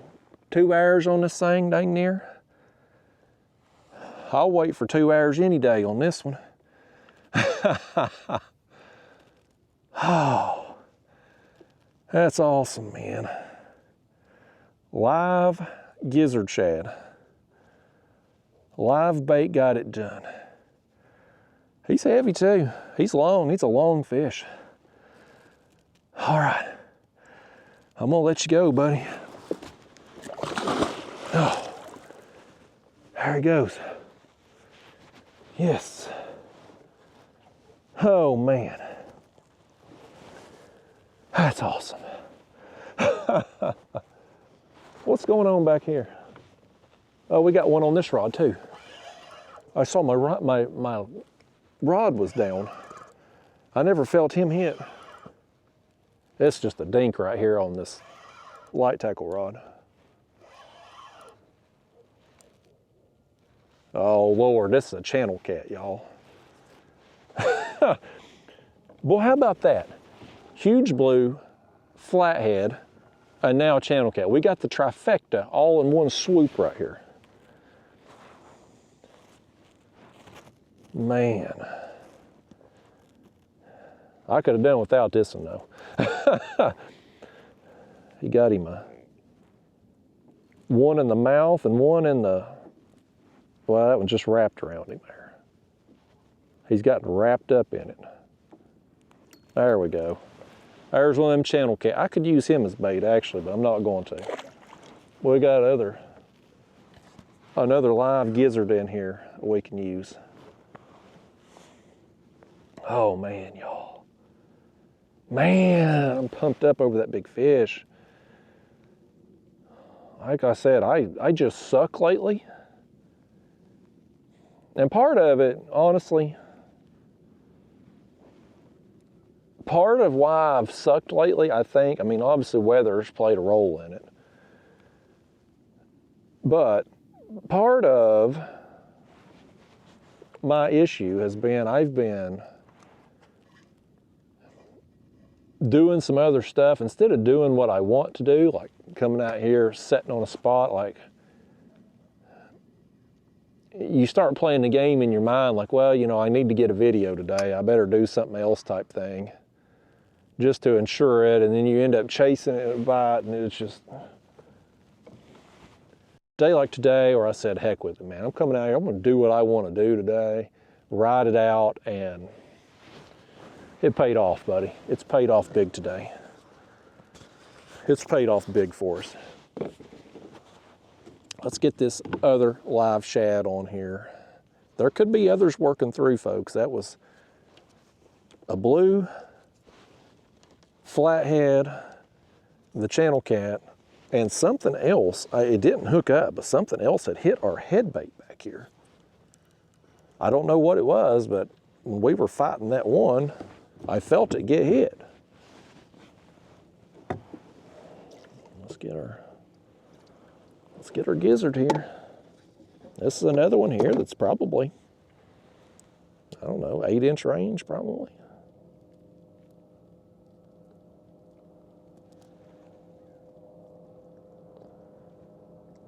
Get that thing off there. I need me a thumbnail right quick, y'all. Bear with me here a second, would you? Bear with me while I spin around here and let me get him in the light over here if I can. Will you sit there and be still a minute, Gizzard Chad? Tell him to be still a second, would you? He don't want to be still. Let me get him like this, maybe. He still don't. Heck with it. Heck with it, folks. We'll get it another time. I want to get him down there while he's still good and lively. We may have some other fish about to work through. If they're turning on right now, we could be seeing some more activity. The sinker got down there long before the shad did on this one. There we go. Fill my sinker on bottom, reel it down a little bit, and raise it up. So now old gizzard shad's down there, just a couple, 3 feet off bottom, right where I want him to be. Go ahead and dump our water there. Don't need it anymore. That'll take some of the weight out of the front here and make it a little easier to balance. I want to reel this in, make sure we still got bait on there. I'm going to change it out, actually. Matter of fact, because it's been down there. It's still good shape, but it's been down there. Where are we at on time? Almost 2 hours. So let's change it out. You know what I may do? Well, we've got, I was going to say I just put a whole gizzard shad, but I'll cut it. Because we got the 2 live ones down there. I do want to just get some blood in the water, you know, get some scent. Current flows virtually nothing, but just having this bait down there, it's gonna, as it bleeds, it's gonna put out some scent around the area down there and give them something to kind of lock in on. Man, I'm still pumped up over that, y'all. I'm still pumped up over it. Okay, let's get this lower down. The old red sinker rod right there. Them red sinkers, man, I did that. If you're new to my channel, I'll tell you about the red sinker. So, I started painting my sinkers red. I don't remember what year, probably 2017, maybe 2018. And I did that not because red sinkers are going to catch more fish. Hell, fish don't care about the color of your sinker. And even if they did, hell, I wouldn't want them eating my sinker. That's no good if they bite your sinker, not the bait. But anyway, back in 2017, 2018, whenever it was, there was a thought, and this is what the people would tell you, YouTubers that had channels about making YouTube channels, they would tell you you need to get your engagement up, meaning you need to get more people to comment on your videos, that it would, the more comments you got, the more YouTube would push your videos. That's what they claimed. And I was thinking about, like, well, how do you do that? And what most people would do back then is they would ask you a question, or they'd say, I don't know, I'm trying to think something off the top of my head. They'd rank their top 5 favorite G.I. Joes and ask you, well, what would you rank yours? Leave a comment below. And, you know, something like that, just to try to boost comments, try to get people to comment in hopes that the extra comments would then get their video pushed out to a larger audience via the YouTube algorithm.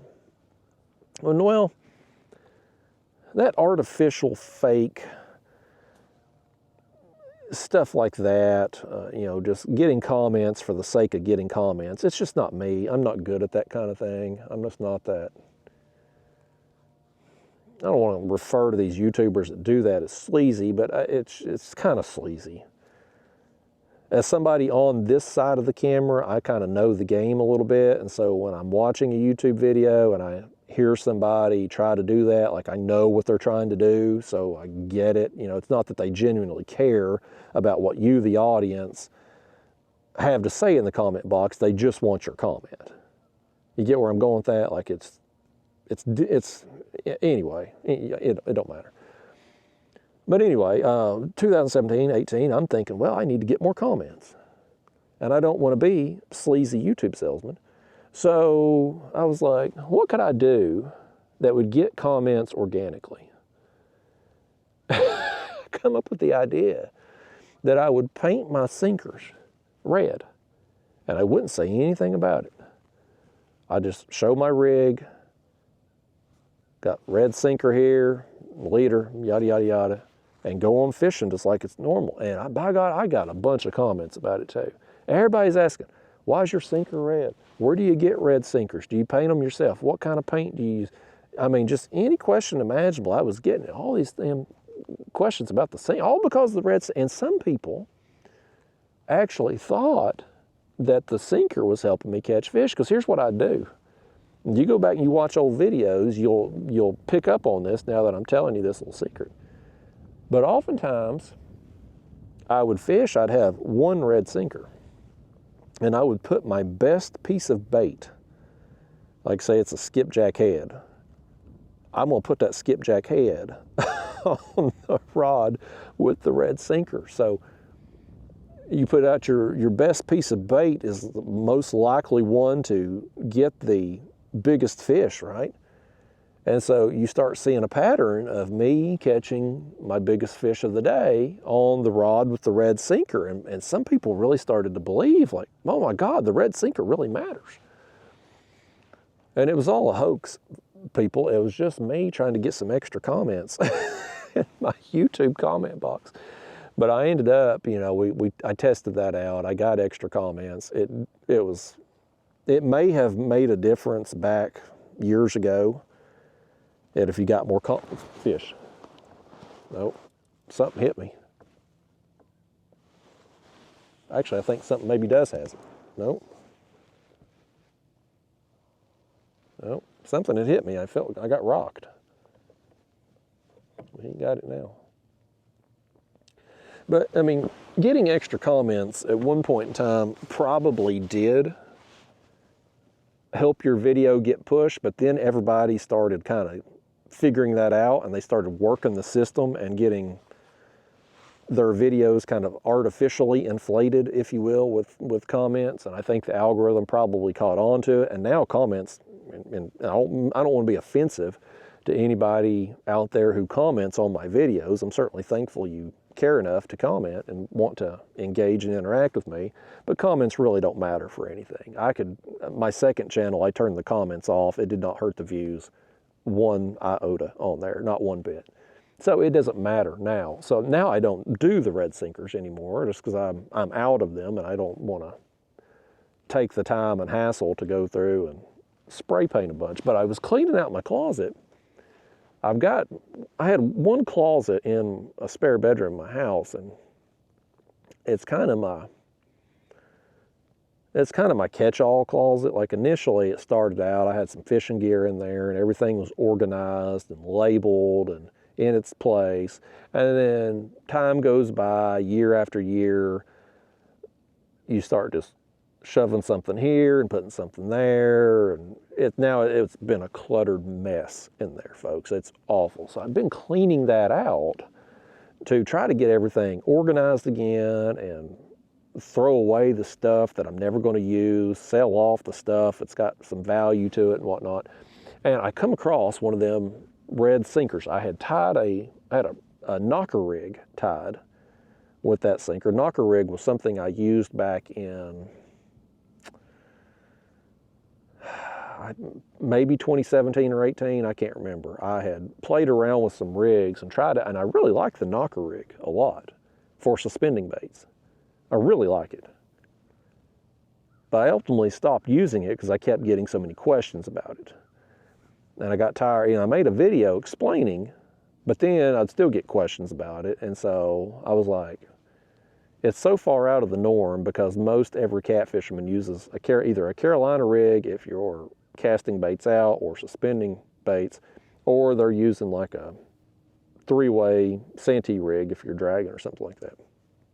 If you mix up your rigs at all, in that case, the knocker rig, then I was just getting a ton of questions I didn't want to fool with answering. And I'm like, this rig's great. It works. It's especially good if you're drifting and you get snagged. You can pop that hook free a little easier because the weight's sitting right on top of it. But it wasn't worth the hassle of just a million questions. So I got away from it. But anyway, I had one tied there that was in my closet that I found that had that red sinker on. I'm like, I'm busting that thing out. Nostalgia, just for the sake of nostalgia. And part of me thought that I was just going to put it back on because I've got so many new viewers that have probably never watched the old videos. I could probably trick people again, but you know, the comment box, it don't matter. I'm thankful. I don't want to sound ungrateful. I'm thankful to those of you who do comment on these videos, but it's not going to affect my video performance, whether you do or you don't comment, either way. Same thing with the thumbs ups and thumbs downs. It don't matter. I've got videos on my channel that have, some of them have way more comments and thumbs ups than others, and yet will have less views.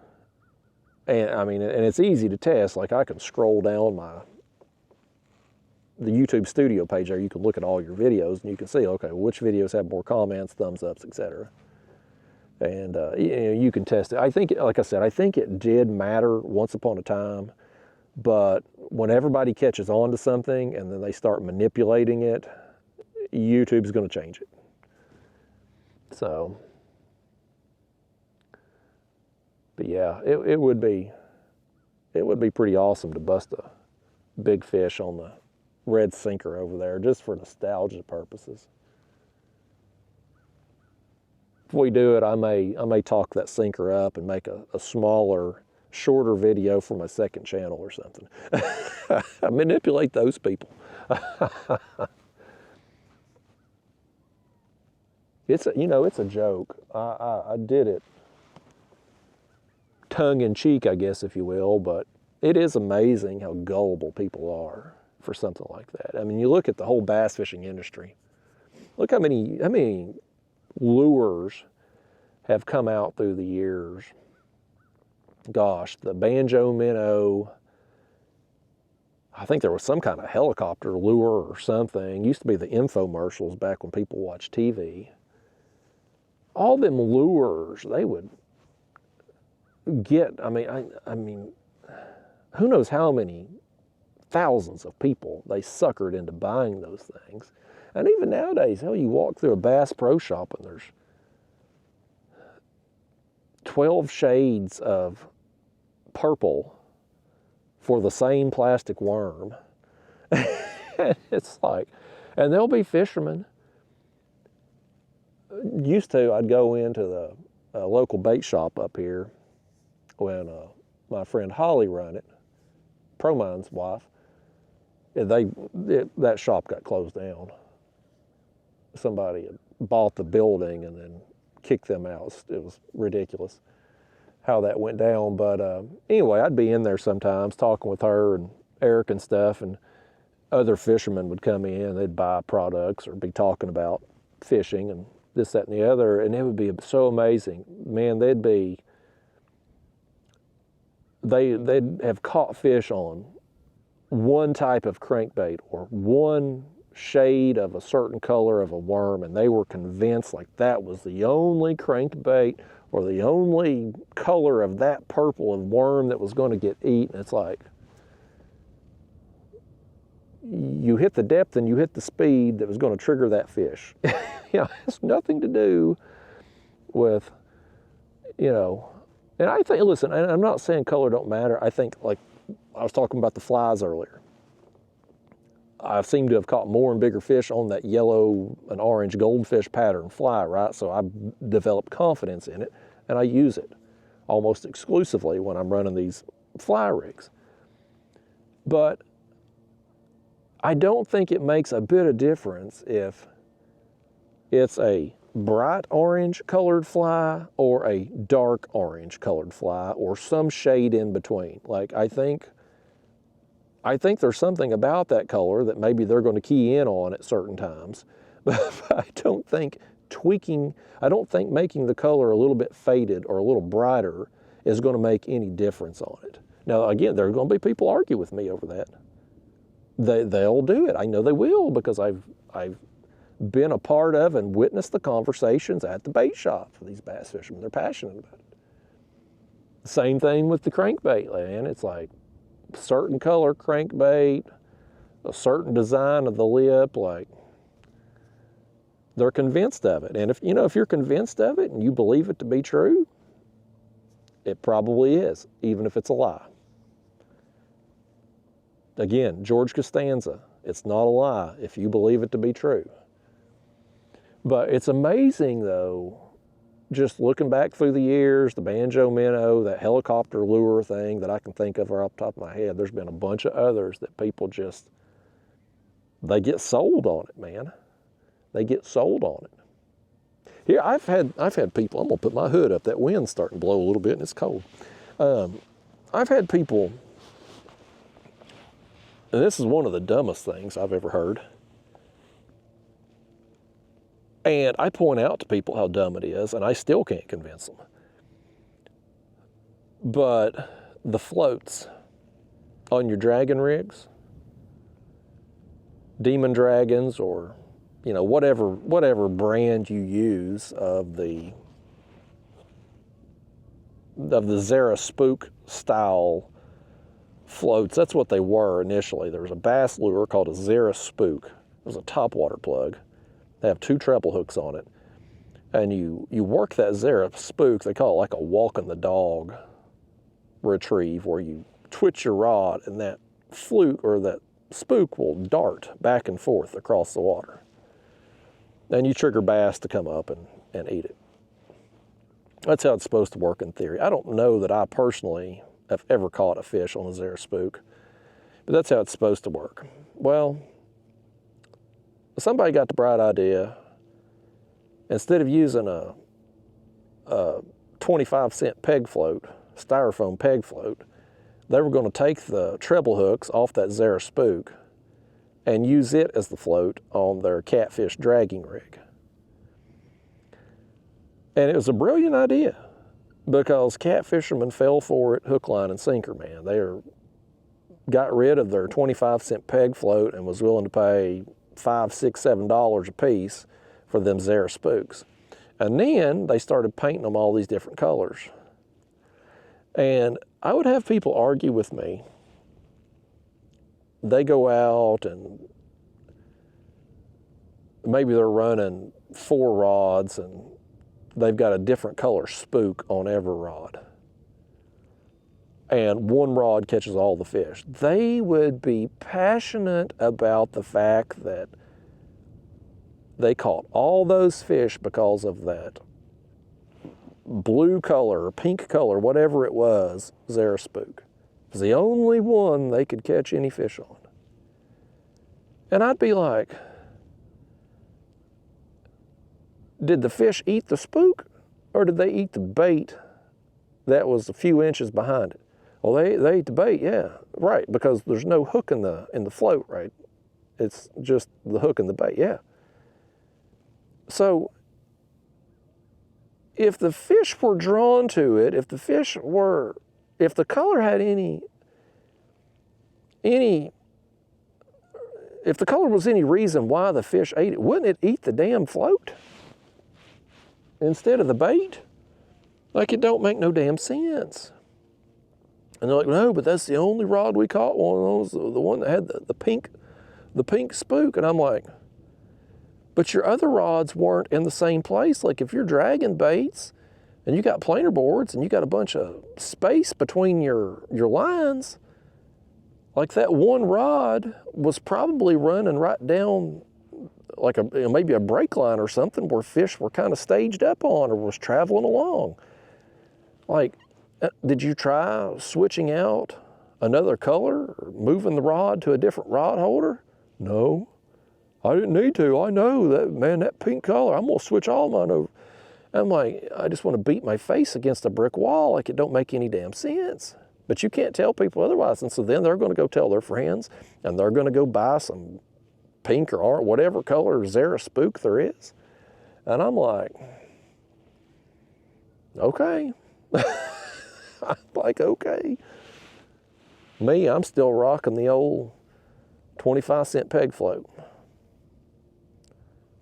I don't even know if they're 25 cents. I think they come in a 4 or 5, 6, I ain't bought none forever, but they come in a pack for like $1. But yeah, man, it's just, and listen, I get it, you know, you go out and you catch fish on something, you get confidence in it. And it's kind of the same way with me and the flies. I mean, I caught a bunch of fish on the flies. Them ones Dewey gave me that I started with was white with a red head.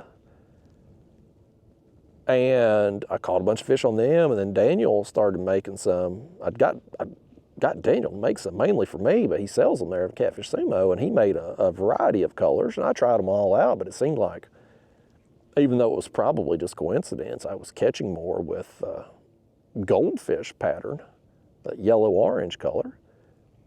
And so I got confident in it, and I just started putting it on all the rods when I run that rig. And so now if we got 3 rods out now with a goldfish pattern fly on it. So if we get bit on that fly, you can swear up and down it's because of the color, right? But they didn't have another color to choose from. If that's the only color you got out. So there's a lot of gimmicks out there and things that I think it's that old saying, you all have heard this, I know you have, it catches more fishermen than fish. I think that's the thing with most of the lures at Bass Pro Shop. When they've got 89 different colors of the same worm, 52 different colors of the same crankbait, it's like, pick you out 2 or 3 colors and go with it, man. Get you natural colors. If I'm fishing some kind of plastic, normally if I'm throwing like the gulp, for instance, it's about the only plastic I throw, but I want something natural colored.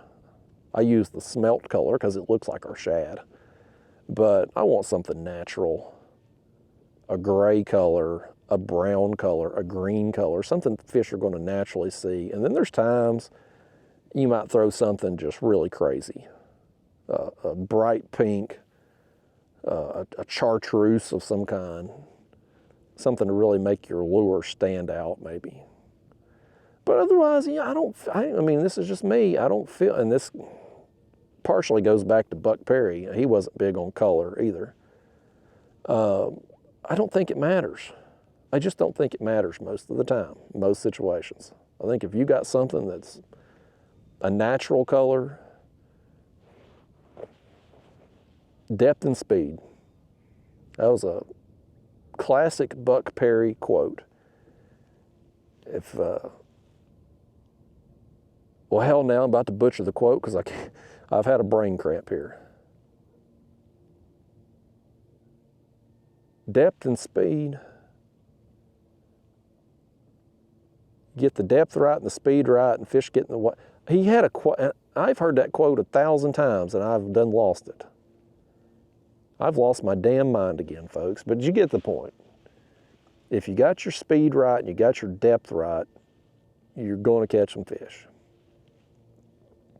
This place we're set up on here today, you know, going right off the edge of this flat as this works back into this creek channel here. Fish follow that contour, and here we are with baits in the way. They're working along the bottom edge, and our baits are going to be right there in their face as they swim along. Like, that's just, you know, that's Buck Perry 101 is what it is. Although, I mean, he was a bass fisherman. He would start out trolling the shallows and work his way out to deeper water. And then when he would catch a fish, he would throw out a marker, circle back, cast to it in case the whole school was there. If there was a school there, he would catch them. If there wasn't, if it was just a straggler fish, he would go, get back on the move, troll, working the contours, till he caught another fish, and slowly just, progressively work his way out from shallow to deep. I don't follow that blueprint precisely because it's not really, that wouldn't be productive for me per se, being a catfisherman. With him being a bass fisherman, when he was trolling the shallows, like he was moving. Like he trolled faster oftentimes than what a lot of people would. Because he was trolling with an outboard motor back then. He didn't have trolling motors.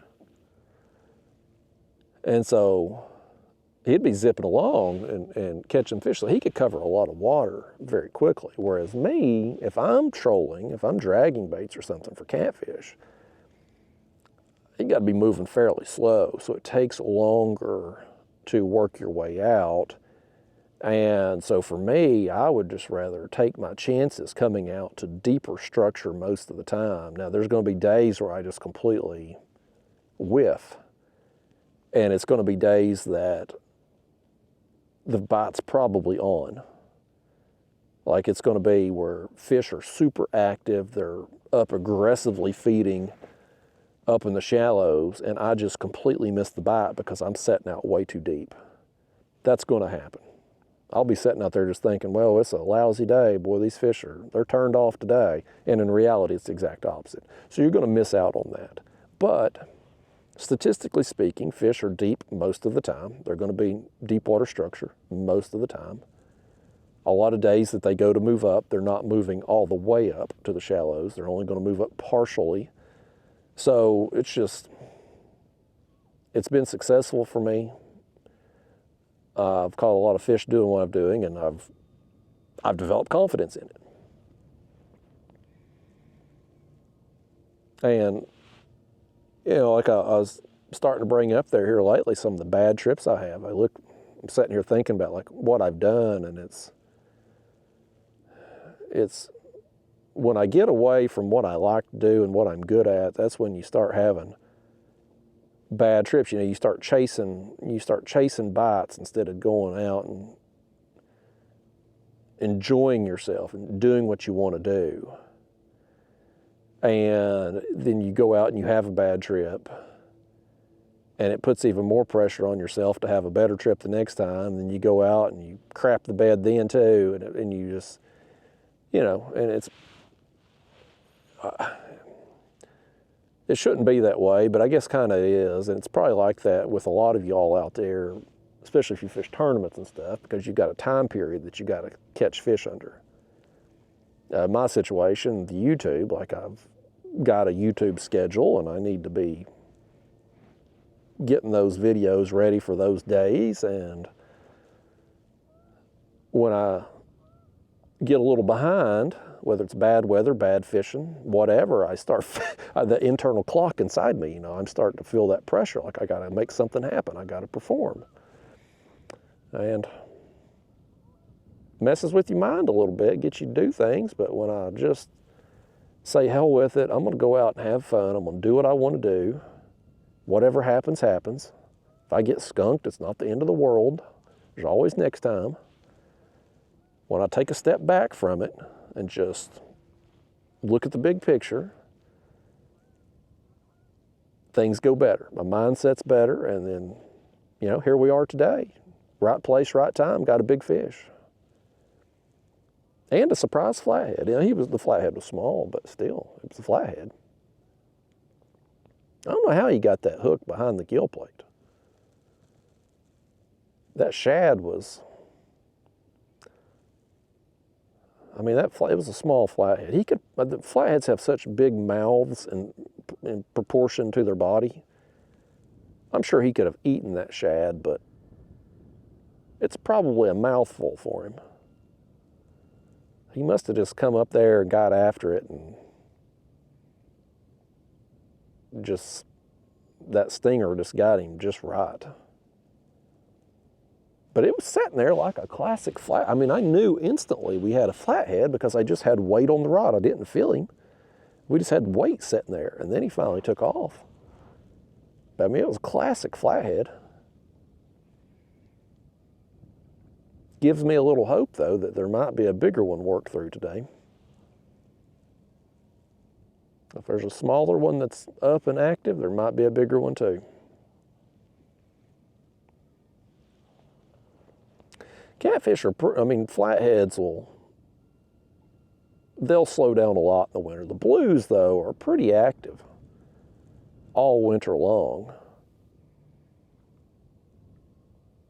But it does give me fits trying to pattern them and figuring out a good depth and all that when I don't go very often. Now, I'm going to try. I think I'm going to be able to fish tomorrow.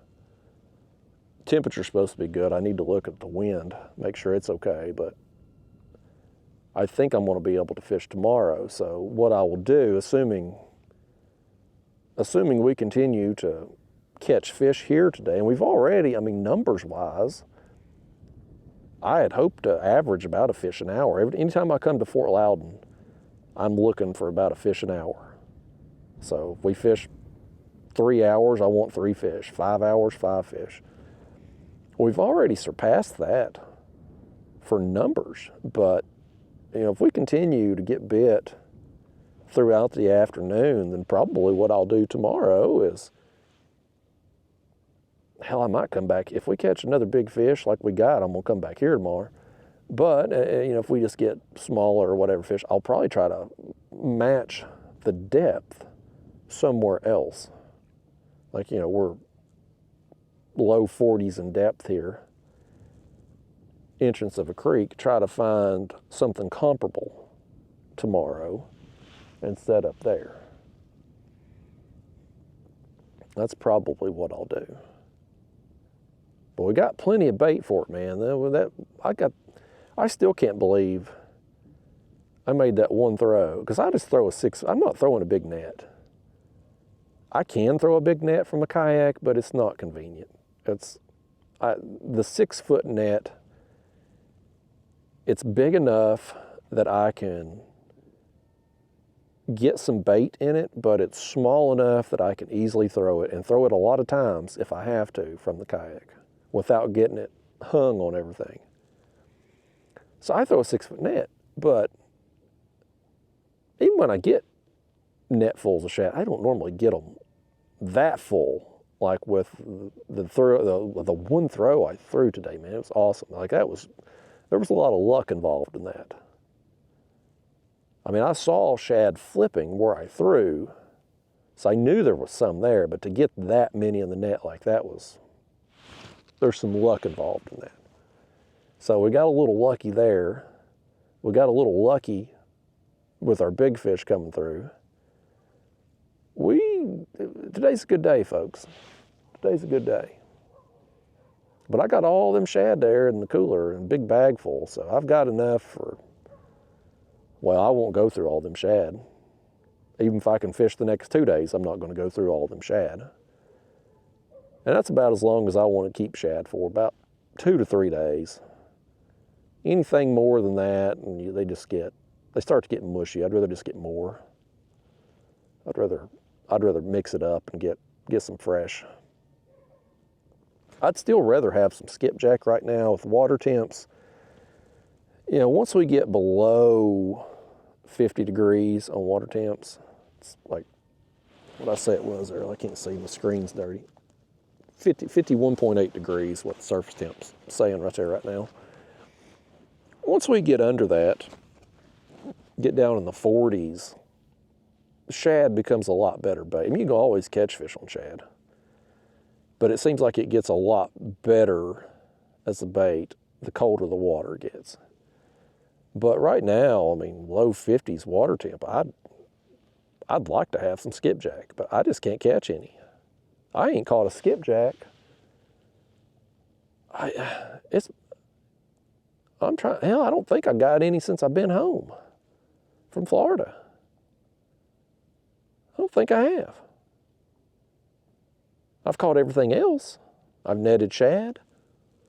I've caught crappie, yellow bass, white bass, largemouth bass, bluegill. I've caught everything with the ultralight.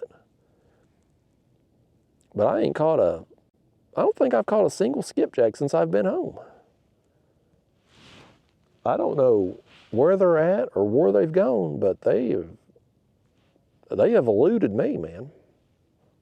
It ain't like they just disappeared. They're here. They're somewhere, but the places that I have historically gotten them this time of year ain't paying off this year. So you move on. You can't sit there and dwell on the fact you can't get the bait of choice. You just got to find something else and make it work.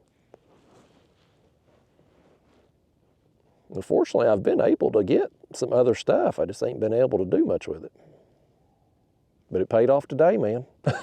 It paid off today. This spot here, though, and I don't mean this spot like this exact spot, but just you take any creek mouth on one of these big major, like a creek that's got some depth and some length to it, that's going to have a lot of bait in it year round. You set up on any of those type places, any of them where the mouth is like 40 feet or deeper, there's not a bad day to fish them, man. You could, and honestly, if you were coming out here and you're new to fishing, you don't have a graph, you don't have electronics, you don't know how to read a contour map, you could probably do pretty damn good just eyeballing it. Now, obviously, out here where I'm set up today, just eyeballing it out here, you wouldn't know that this big flat runs out here to my right and drops off. You wouldn't know that by looking at it out here on the water surface. But if you ran back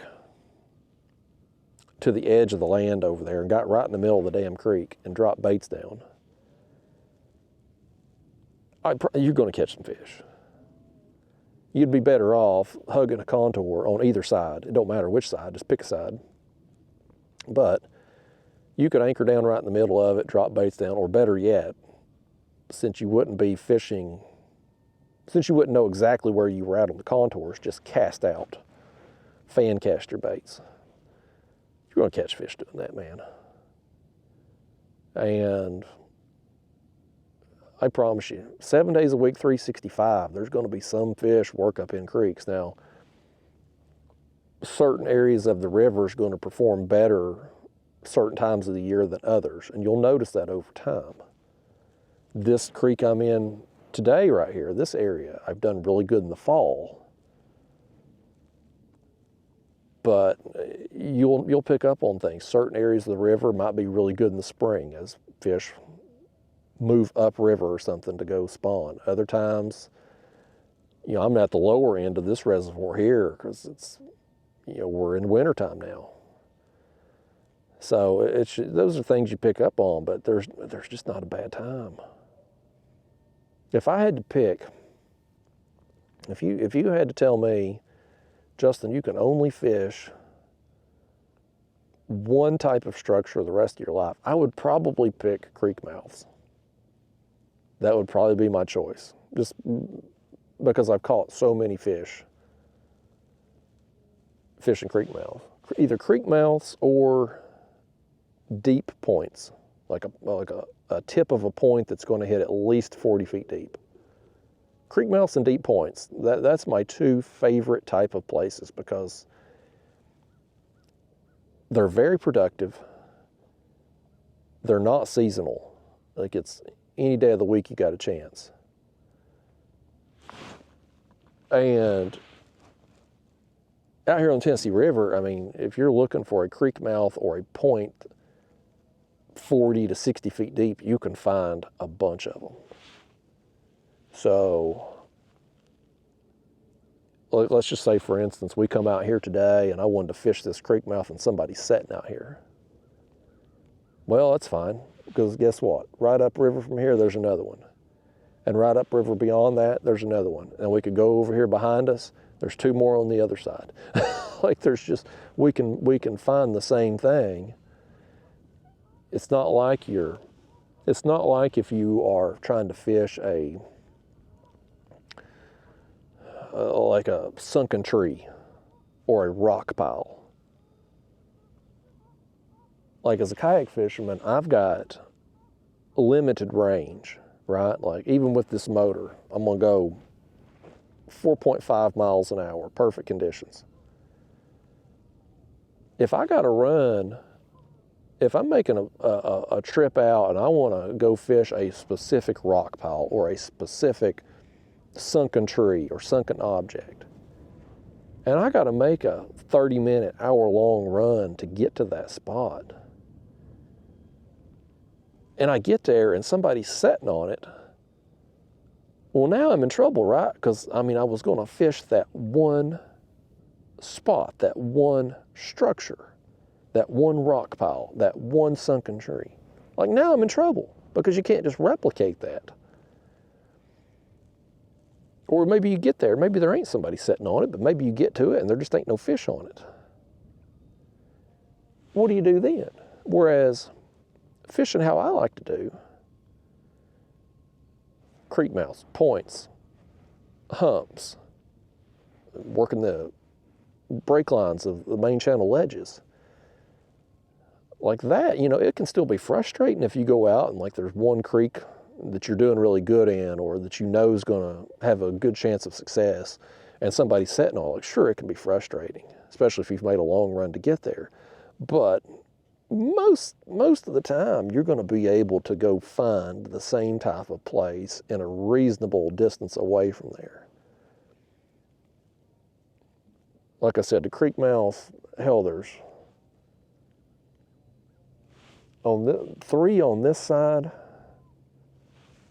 and three over here behind us too on the other side. So you got 6 creek mouths all within a half-mile radius here that you can get to. So if somebody's sitting on one, it may be the one you want to fish, that sucks. You just go to the other. If somebody's dragging a ledge or something, you're wanting to work that ledge, well, make a quarter-mile run, get in front of them, and follow that same line that you were going to do. It's pretty rare, unless you just happen to be on the water when a tournament's going on, or maybe you're fishing in a tournament, it's pretty rare that you're not going to be able to find a place to fish. Like, sometimes I go out on the water, plan A might get ruined for whatever reason. Usually I can go right to plan B. There's been some days where I've had to go down to plan C or D or make a new plan on the fly because it's just bad timing, whatever. Maybe there's a tournament going on and there's boats sitting everywhere you want to fish. But normal days, like if you fish like I do, you're going to be able to find something and try to make it work. So and that's one of the reasons why, there's 2 reasons why. One, that's one of the reasons why you don't see me fishing objects very much. I'm not one to fish a rock pile or sunken tree very often because I don't want to leave my house counting on that spot.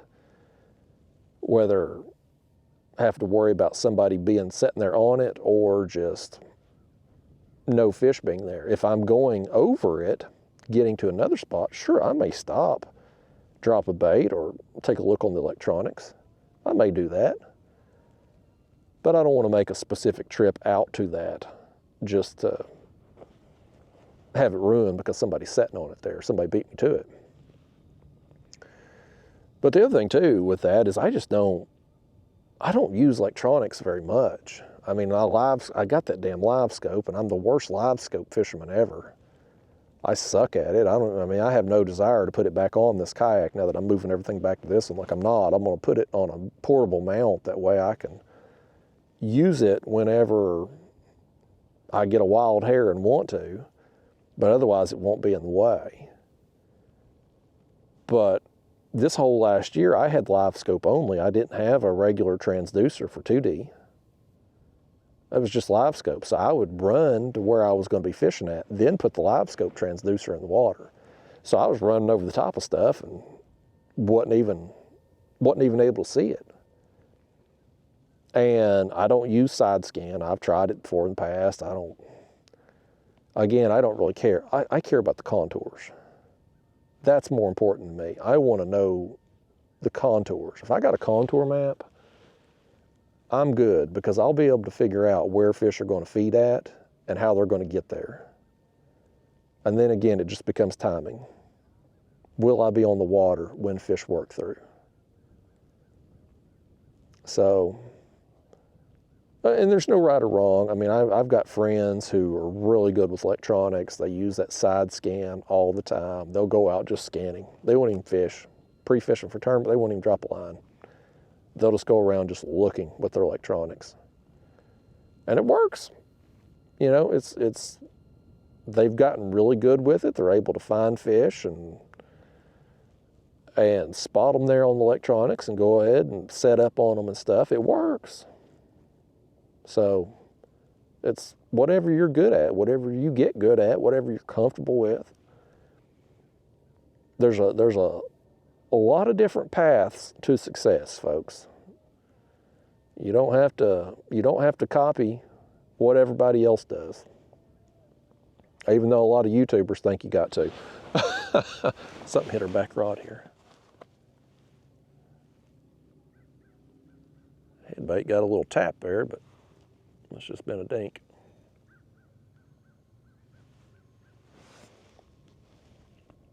He's gone now, apparently. I'm ready to get another bite. I thought it was about to turn on. We got them 3 fish. Just boom, boom, boom.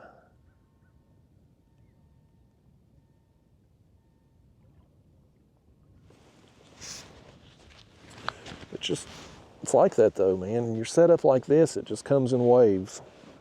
I've put in a lot of hours before with nothing going on, and then just like a light switch, they turn on and feed. Well, what's happening here? Our line on this rod is up under the kayak this way. Fish. I never felt him hit. I never felt this thing hit. He was swimming with it. I hope he didn't get up there in other lines. He did.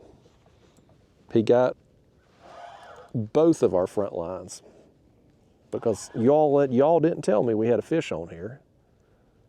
You never told me. And you let him get up there in other lines.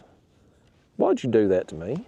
What have I ever done to y'all to make you want to sabotage me like this? They're one of these tiny blue cats. Let's see if we can get hold of him before he starts spinning around. There we go. We got him undone. Y'all get rid of your blue cat. All right, let's see.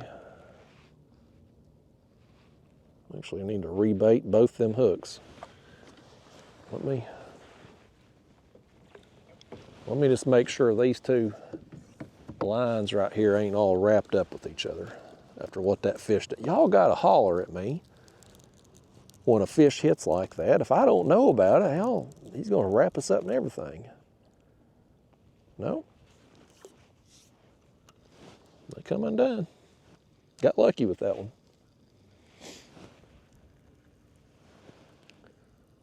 Yeah, we'll cut up some more small baits and stick on that light tackle rod, and hopefully the next one we get hit, y'all will either grab it your damn self or tell me to grab it. I'm gonna put a mark here too, by the way. I've been out here with my other graph when I fished this place, and so I never marked a waypoint. But I'm not much on the electronics, folks. I always want to be in my mind. And then I get on the water and I start tinkering with electronics like the live scope. And it's fun for a little while. Live scope was really fun for a little while. But I very quickly got over it. And then it's just a hood ornament. And it's in the way. And it's another battery to charge. And I don't use it like it's intended. And what was that? I felt something.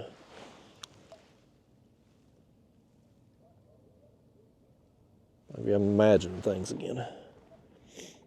But I don't end up using it like it's intended, and it ends up getting in the way, and then I got buyer's remorse because I spent a bunch of money on some electronic gadget that's not helping me catch fish.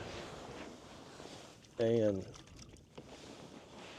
out here today, hell, we got a $200 graph that's several years old, and it gives me everything I need. It gives me depth, it gives me speed, it's got that Navionics map card chip in it, so I can kind of confirm that I am where I think I am when I'm setting up on a place, and that's all I need. I just don't, when you're fishing like I am today, and you know, you're wanting to put yourself in the path that fish are going to swim through as they work their way around the bottom of this flat and into this creek, or out of the channel into this creek, I don't need to see everything on a graph. I just need to look at that map card, use the 2D or whatever you call it there, the depth. I need to use it to confirm that I am where I think I am, because a lot of times, depending on where you're at, Navionics may or may not be accurate. Now, out here where I fish, Tennessee River, it's pretty good. It's pretty close most of the time. You will get days, or bodies of water, I should say, where it's off. Maybe it's off by 50 feet. Maybe it's completely inaccurate. But if it's off by 50 feet, it really don't matter if you're watching your 2D, because maybe you're coming off a point and you're watching that depth change. And as soon as you see it, you can mark your waypoint there, mark it, and then go back to it. So that's what's most important to me. Depth, speed, and that map card. That's what I need out of electronics. The live scope, being able to see up under docks, look at brush piles and stuff, that's helpful if you're crappie fishing, things like that. And I've caught some catfish using the live scope and jigging them up with artificials. But it ain't something I can do consistently. And I'm not very good at it. I don't have the patience to even try to get good at it. And me just going out and using it like I have for, hell, I'm trying to think, I've at least 2 years, maybe 3. I think it's 3 years actually that I've had it. Me just using it like I have for the last 3 years, it ain't helping me get better at it. Like I guess I'm better at it now than I was, but I'm not growing. I'm not getting better leaps over bounds with it. I would at some point, and I've been talking about it for months, literally months now, and I've yet to do it.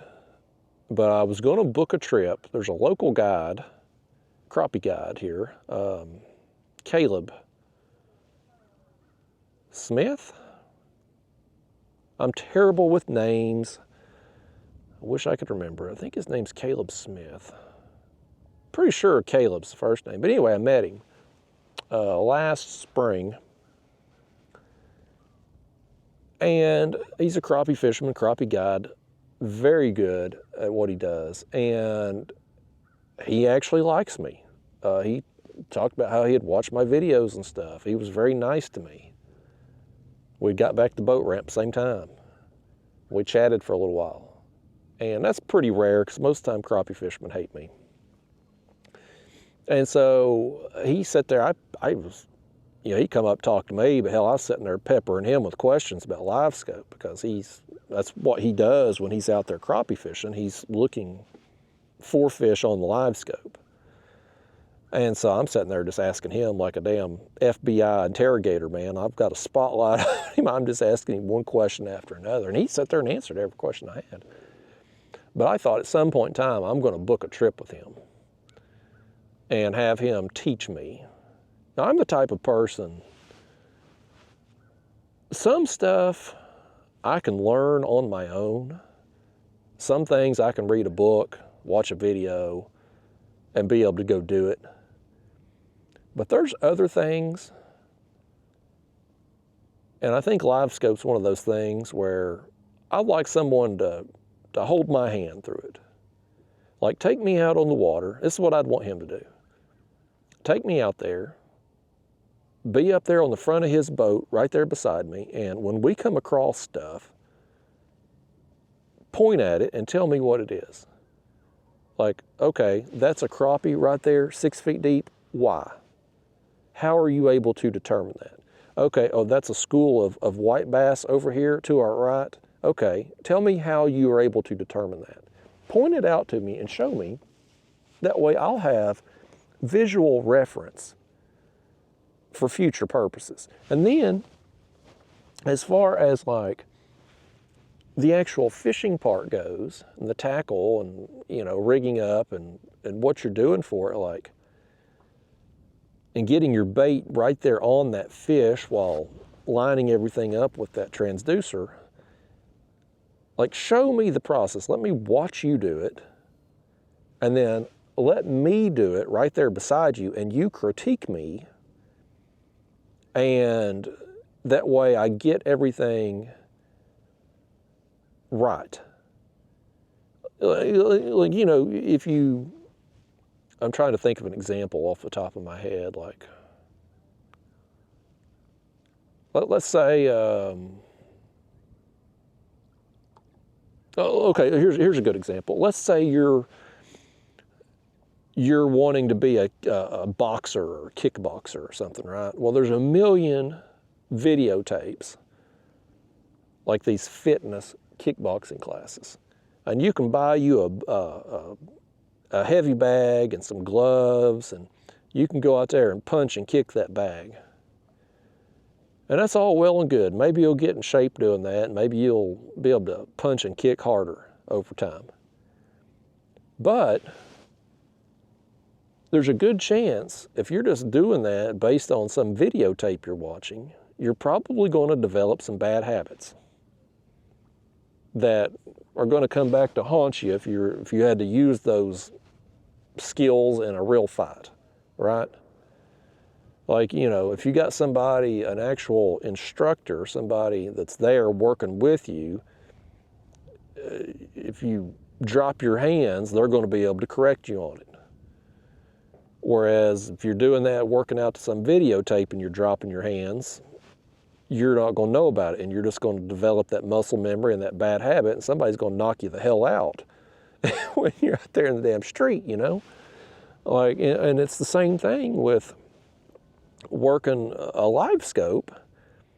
You go out there and you just start playing around with it, and you don't know what the hell you're doing. I wouldn't be shocked at all if I've gotten some bad habits with how I'm either, you know, how I'm moving the kayak, trying to go look for fish, how I'm setting up, how I'm dropping baits down when I do see fish on there. Like, I wouldn't be shocked at all if I was to fish with this guide or somebody else who's good at live scope, and they just, you know, critiqued me and tore apart everything I'm doing because of bad habits that I don't even know are bad habits. It's very possible. Some things you can get good at on your own, and some things you can't. And that's going to vary for different people. Everybody's good at something. Everybody has skills. Some people are good at math, some people ain't. Some people are really good at writing and grammar, some people ain't. You know, when I was a kid, I had Nintendo. I had a neighbor, and I suck at Nintendo. I don't play video games now. I mean, I play a game on my phone. I used to play Candy Crush. And one of y'all out there in the YouTube comment box put me on a game called Wordscapes. And now I play it. I haven't played Candy Crush since. I play Wordscapes now. And I play Wordle every day. But anyway, the point I was trying to make, like as kids, I had Nintendo. My neighbor had Nintendo. I would play it, but I wasn't any good at it, and it didn't matter what game. I was bad at all of them. But my neighbor, he'd get a new game, and hell, a couple weeks later, he'd beat it. He'd make it all the way from beginning to end and beat the final level or whatever it was. Like, he was just naturally good at video games. Nobody taught him how to play. He'd just play, and he was good at it. And I wasn't. It was just one of them things. It's like that all the way across the board, everything in life. We're all good at some things and bad at others. And you can get better. I mean, if it's something you're bad at, you can practice at it and work at it. And especially if it's something you want to get better at, you will get better over time.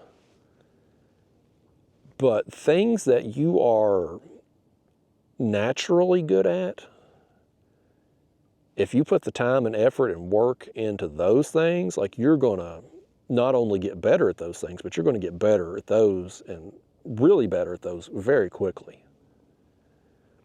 And I don't know why that is. Like, I don't know why some people are good at one skill. I mean, you see it even in families. Like, you'll have two siblings, two brothers, brother and sister, whatever. One will be really good at math, and the other one is failing math class or something. Like, how is it? They got the same parents, the same genetics. Like, how is it one's really good and one's really not? I don't understand that. But it's you see that in all walks of life. And everybody, I mean, I don't care how pathetic the person is, they're good at something. Man, working ER as long as I did, you'd meet a lot of people that's just down on their luck, pretty much giving up on life. A lot of, homeless people, psychiatric problems, stuff like just giving up. For whatever reason, maybe it's mental stuff, just stuff they've been through, circumstance, situation, drugs, alcohol, stuff like that. I mean, it's pick your reason, but they just got to a point in time where they just give it up. Even people like that, man, you'd be surprised how many times there'd be a homeless person there, or psychiatric problem, whatever, in the ER, and you'd be helping them with their stuff or whatever, their belongings, and you'll see like some kind of origami type craft where they've taken some piece of paper or cardboard and made some beautiful design out of it. And like that's a talent. That's something they're good at. I couldn't do that. You give me a piece of paper, I could probably make you one of them paper footballs we used to play with as kids. Remember them things? You'd fold them up in a triangle and flip them while your friend's sitting there making a goal post.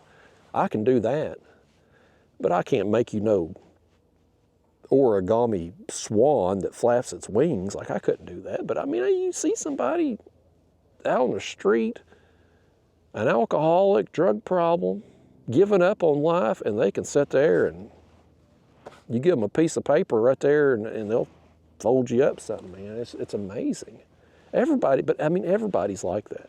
Every single person on the planet has got something that they're just naturally good at, something that everybody has something to offer the world. Whether or not they choose to offer it to the world, that's an individual choice, but everybody has something to offer society. I'm still trying to figure out what the hell I have to offer. It ain't catching a fish right now, apparently. But I don't even know where I was going with that. I was tying it into the live scope. Yeah, but yeah, live scope. I'm just not naturally good with electronics, whether it's live scope, video games as a kid. That's just not my area, man. I'm just not naturally good at those things. And it would be better for me if I've got a tutor. Just like if somebody's bad at math, if you get somebody that's good at math that can tutor them and break it down into more simpler terms. Because sometimes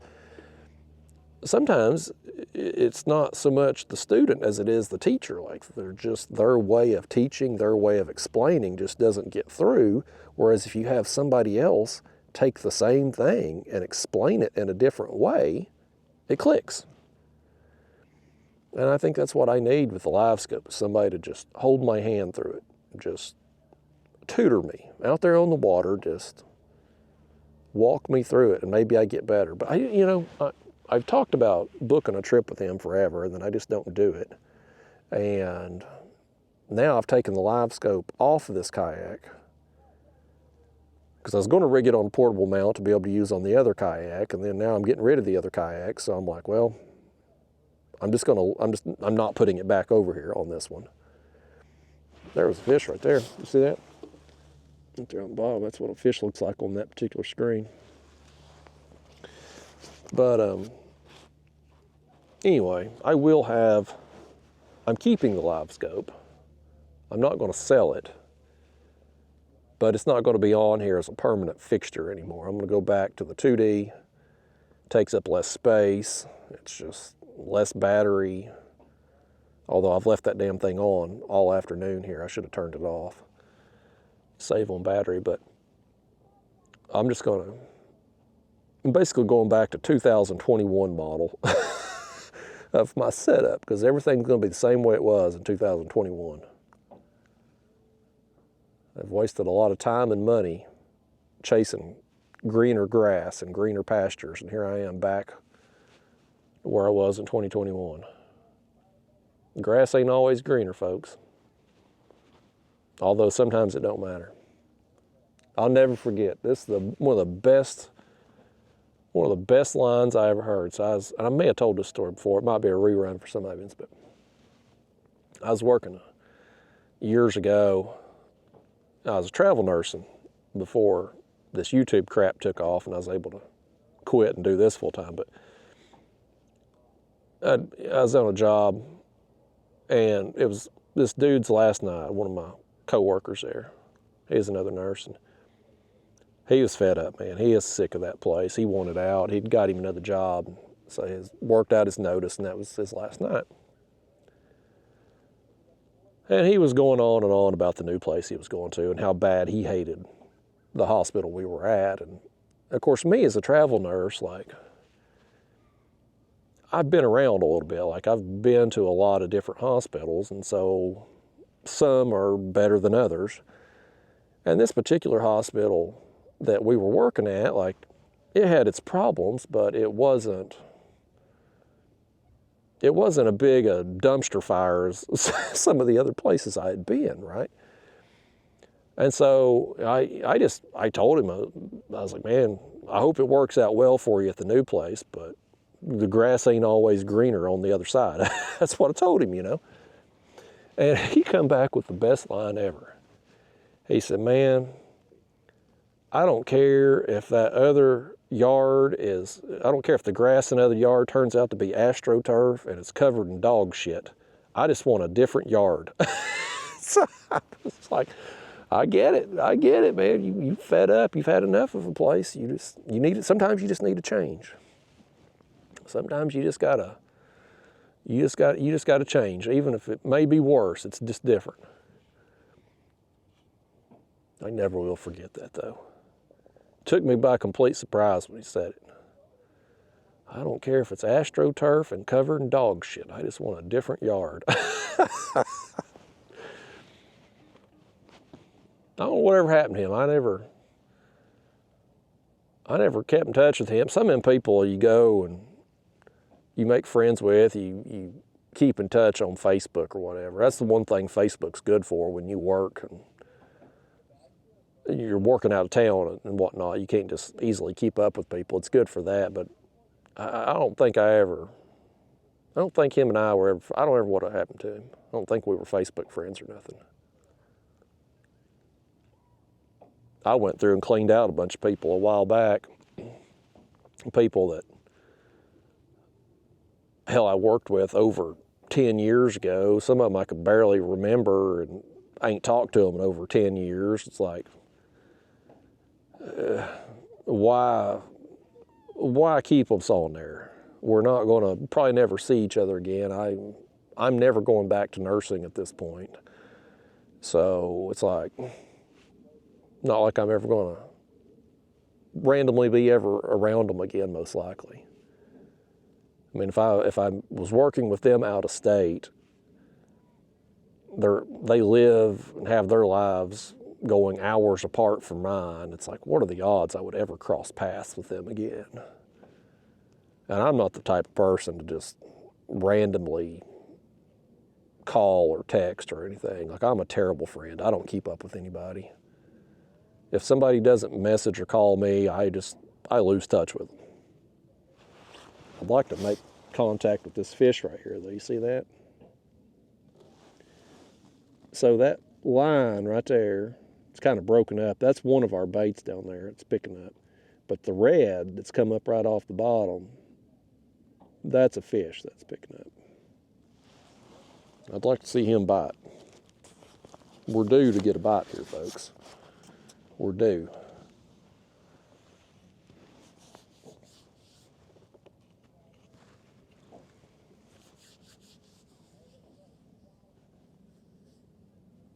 And you know, here's something else too, man, because I'm such a bad friend. It's possible I know people that have died. I didn't go to the funeral or send flyers or nothing because I didn't know, because I just don't keep up with them. Like, here's the thing with me too, on Facebook, this is terrible of me. I shouldn't tell you all this because you're going to think less of me. But a lot of the people that I'm Facebook friends with, which in theory it would allow me to keep up with life events going on if they're sick or injured or having kids, getting married, whatever, things that you should maybe send a message for, I won't see it because I've unfollowed them.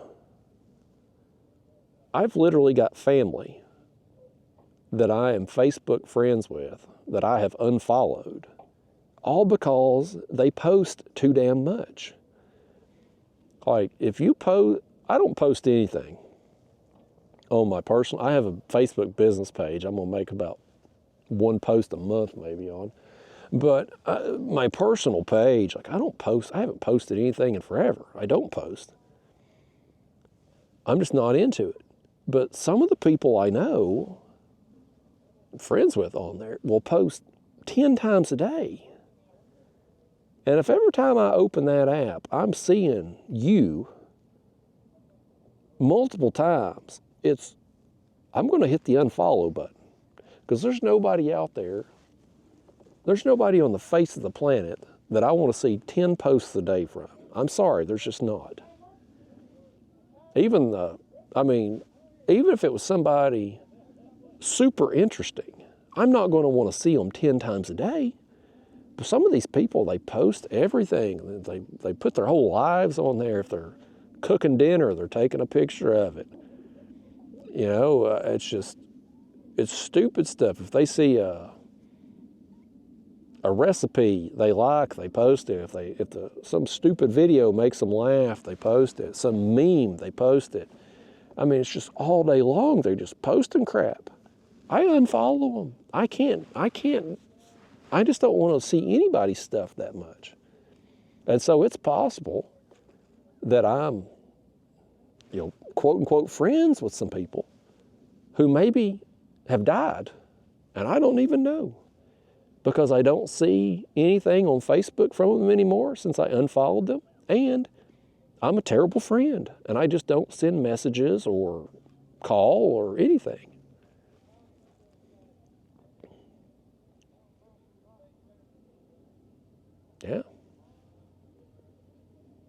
It's, you know, and this is coincidence, I'm sure.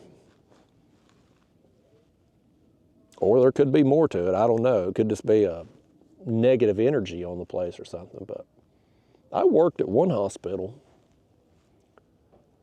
This would have been 2013 or 14, I guess. 10 years ago, 10, 11 years ago, 12 years ago. Been a long time.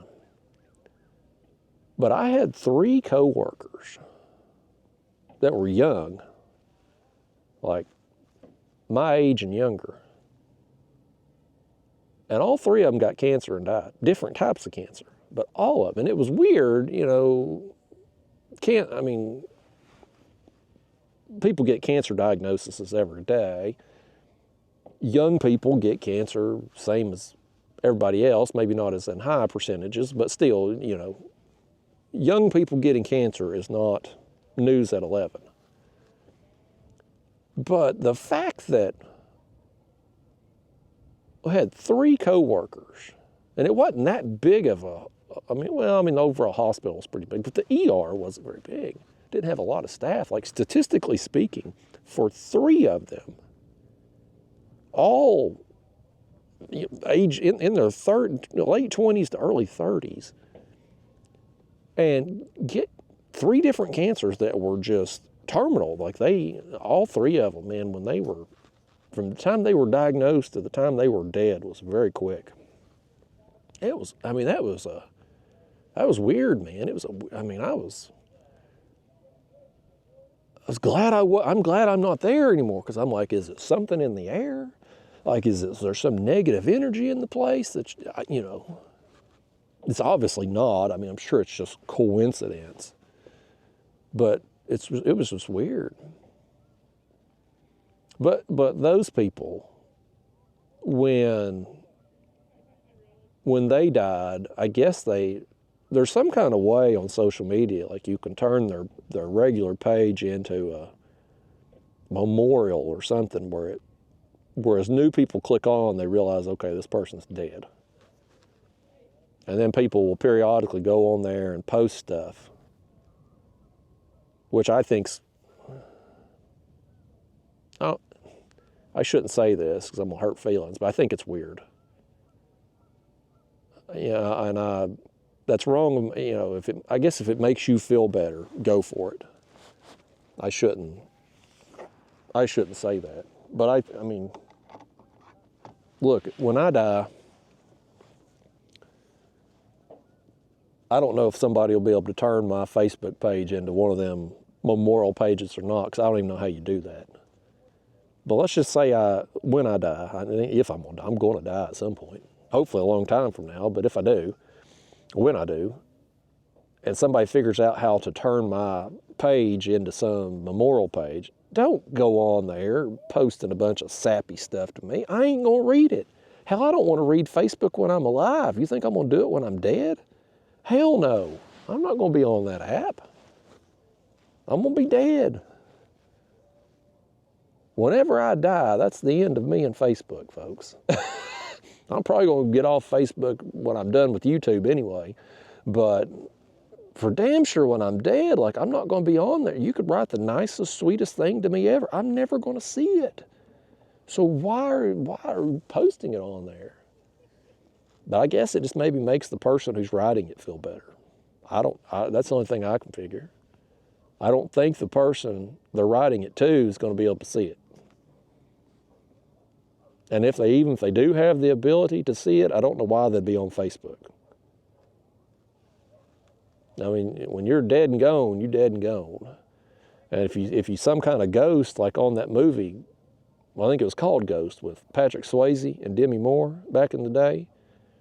You remember when Patrick Swayze got killed, his ghost popped out of that body. And then he was able to just walk around and watch people and stuff. He was watching Demi Moore. And if that's how it goes when we die, of course none of us really know until we kick the bucket, but like, if that's how it goes, you know what I'm not going to be doing? I'm not going to be getting on Facebook. Like, if I can go look at anything, and they're not going to know I'm there. I ain't spending no damn time on Facebook, I'll tell you that. So I'm going to be haunting some people is what I'm going to do. I'm going to be going and be like Patrick Swayze, like learning how to kick that can from the other ghost in the subway. Like I'm going to be going to people's houses and knocking stuff over, taunting people. Haunting, really, that's exactly what I'd be haunting people. That's what I'm going to do, not reading sappy messages from Facebook. But yeah, I bet you there's people I'm friends, and I'm not friends with a whole lot of people on Facebook anyway, because I really cleaned that out. Years ago, I'll tell you this story. So when I first started doing YouTube, I had my business page, but I would just approve anybody on my like Facebook regular friends or whatever. If somebody sent me a friend request and like they had a fish in their profile picture or whatever, I'd just go ahead and approve it. I didn't think nothing of it. I mean, it's just Facebook, who cares, right? And then one day I'm at work. Now, this is back, this is back early days of YouTube. I still had my regular job, travel nurse and whatnot. I get a page overhead. Got a phone call. And I didn't think nothing of it, because I mean, I'm working the ER. I get calls all the time. It's patient family members. It's admitting doctors wanting to give you orders for one of your patients, whatever. I pick up the phone, and it's a YouTube fan. And at first I'm thinking somebody's pranking me, because I mean, my channel was small. I had less than 1,000 subscribers. I was getting a couple hundred views per video back then. Like, who the hell is a fan of my channel, So I'm thinking I'm getting pranked. Now, hell no. This guy was a fan of my channel, like a true fan. And what he had done, I had approved his Facebook friendship request. And he scrolled through my Facebook, and if I remember correctly, some girl that I work with had tagged me in a post. And he clicked on her profile, and I guess her privacy settings were such that he was able to figure out where she worked at. And since she had made some reference to, I guess, me and her working together in that tagged post, 2 + 2, he was able to figure out, oh, well, Justin works here. So let me just call and I can talk to him on the phone. Totally inappropriate. I mean, I'm a nurse in the ER and I got somebody calling me just wanting to shoot the bull about fishing and videos and stuff. And it was at that point I realized what a terrible mistake I had made, just randomly approving strangers that I don't know on my Facebook. Because I'm like, this guy figured out where I worked at in, very few steps. It's not like he's some private investigator, Perry Mason type. Like, he's just some random guy on the internet and was able to go through and figure out exactly where I was working at and get in touch with me. Now, thankfully, he liked me. He was a fan, but I'm like, what if it's somebody that don't like me? Because there's a percentage of people out there that really don't like me. And it's not a lot of people, but there's some. And I'm like, what if somebody don't like me and they figure out where I work and they want to call and cause problems? Like, it could be a problem for me. And so, and you'd be surprised how much that has happened since then. Not necessarily calling, because I don't have a real job anymore, but like they'll call Catfish Sumo and try to get Daniel to fire me. Anytime I say something on one of these videos that pisses somebody off, that's happened here recently. I had a guy, he messaged me and cussed me out, and then he called Catfish Sumo's customer service line, he emailed them, and he sent multiple Facebook messages, all just trying to get me fired because I had made a comment about fat people or something. So he And I'm like, man, these people are nuts. There's some real nut jobs out there like this guy. And so anyway, back in the day, I figured out real quick I had made a mistake just approving random people that I didn't really know. And so I went through my Facebook and I cleared out. It was over 1,000 people at the time. Just if I didn't personally know them, unfriended, gone. Like I just went through and wiped out damn near everybody. And so anyway, as I'm getting choked up, Lord, sorry y'all, I don't want to cough in your ear there. I sucked some slobber down the windpipe. Anyway, I went through and cleared out just the people that I actually knew. Still choking on it. And now, unless I know, I've probably got 1,000 friend requests, man. If I go to the friend request thing there, I'm just scrolling forever. I don't approve anybody unless I personally know them, because they're going to look your ass up and it's just weird. Oh, our shad. There. Oh, did he drop it?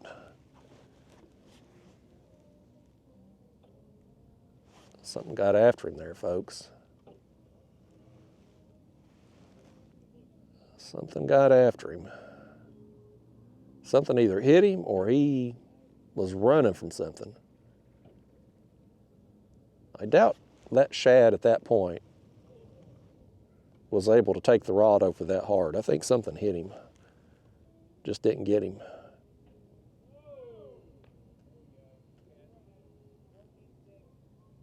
We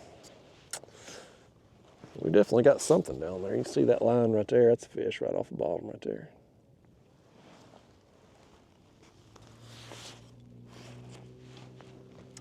But yeah, y'all, man, there's some weirdos out there. Some are more weird than others. It's a small percentage of people. I've from the math I've done on it, for every 100 comments I get on YouTube, it's probably less than 5%. Probably somewhere between 2 and 5% are negative. Now, when you get as many views as I've been getting, it's a lot of negativity, right? Because there's just the volume of it.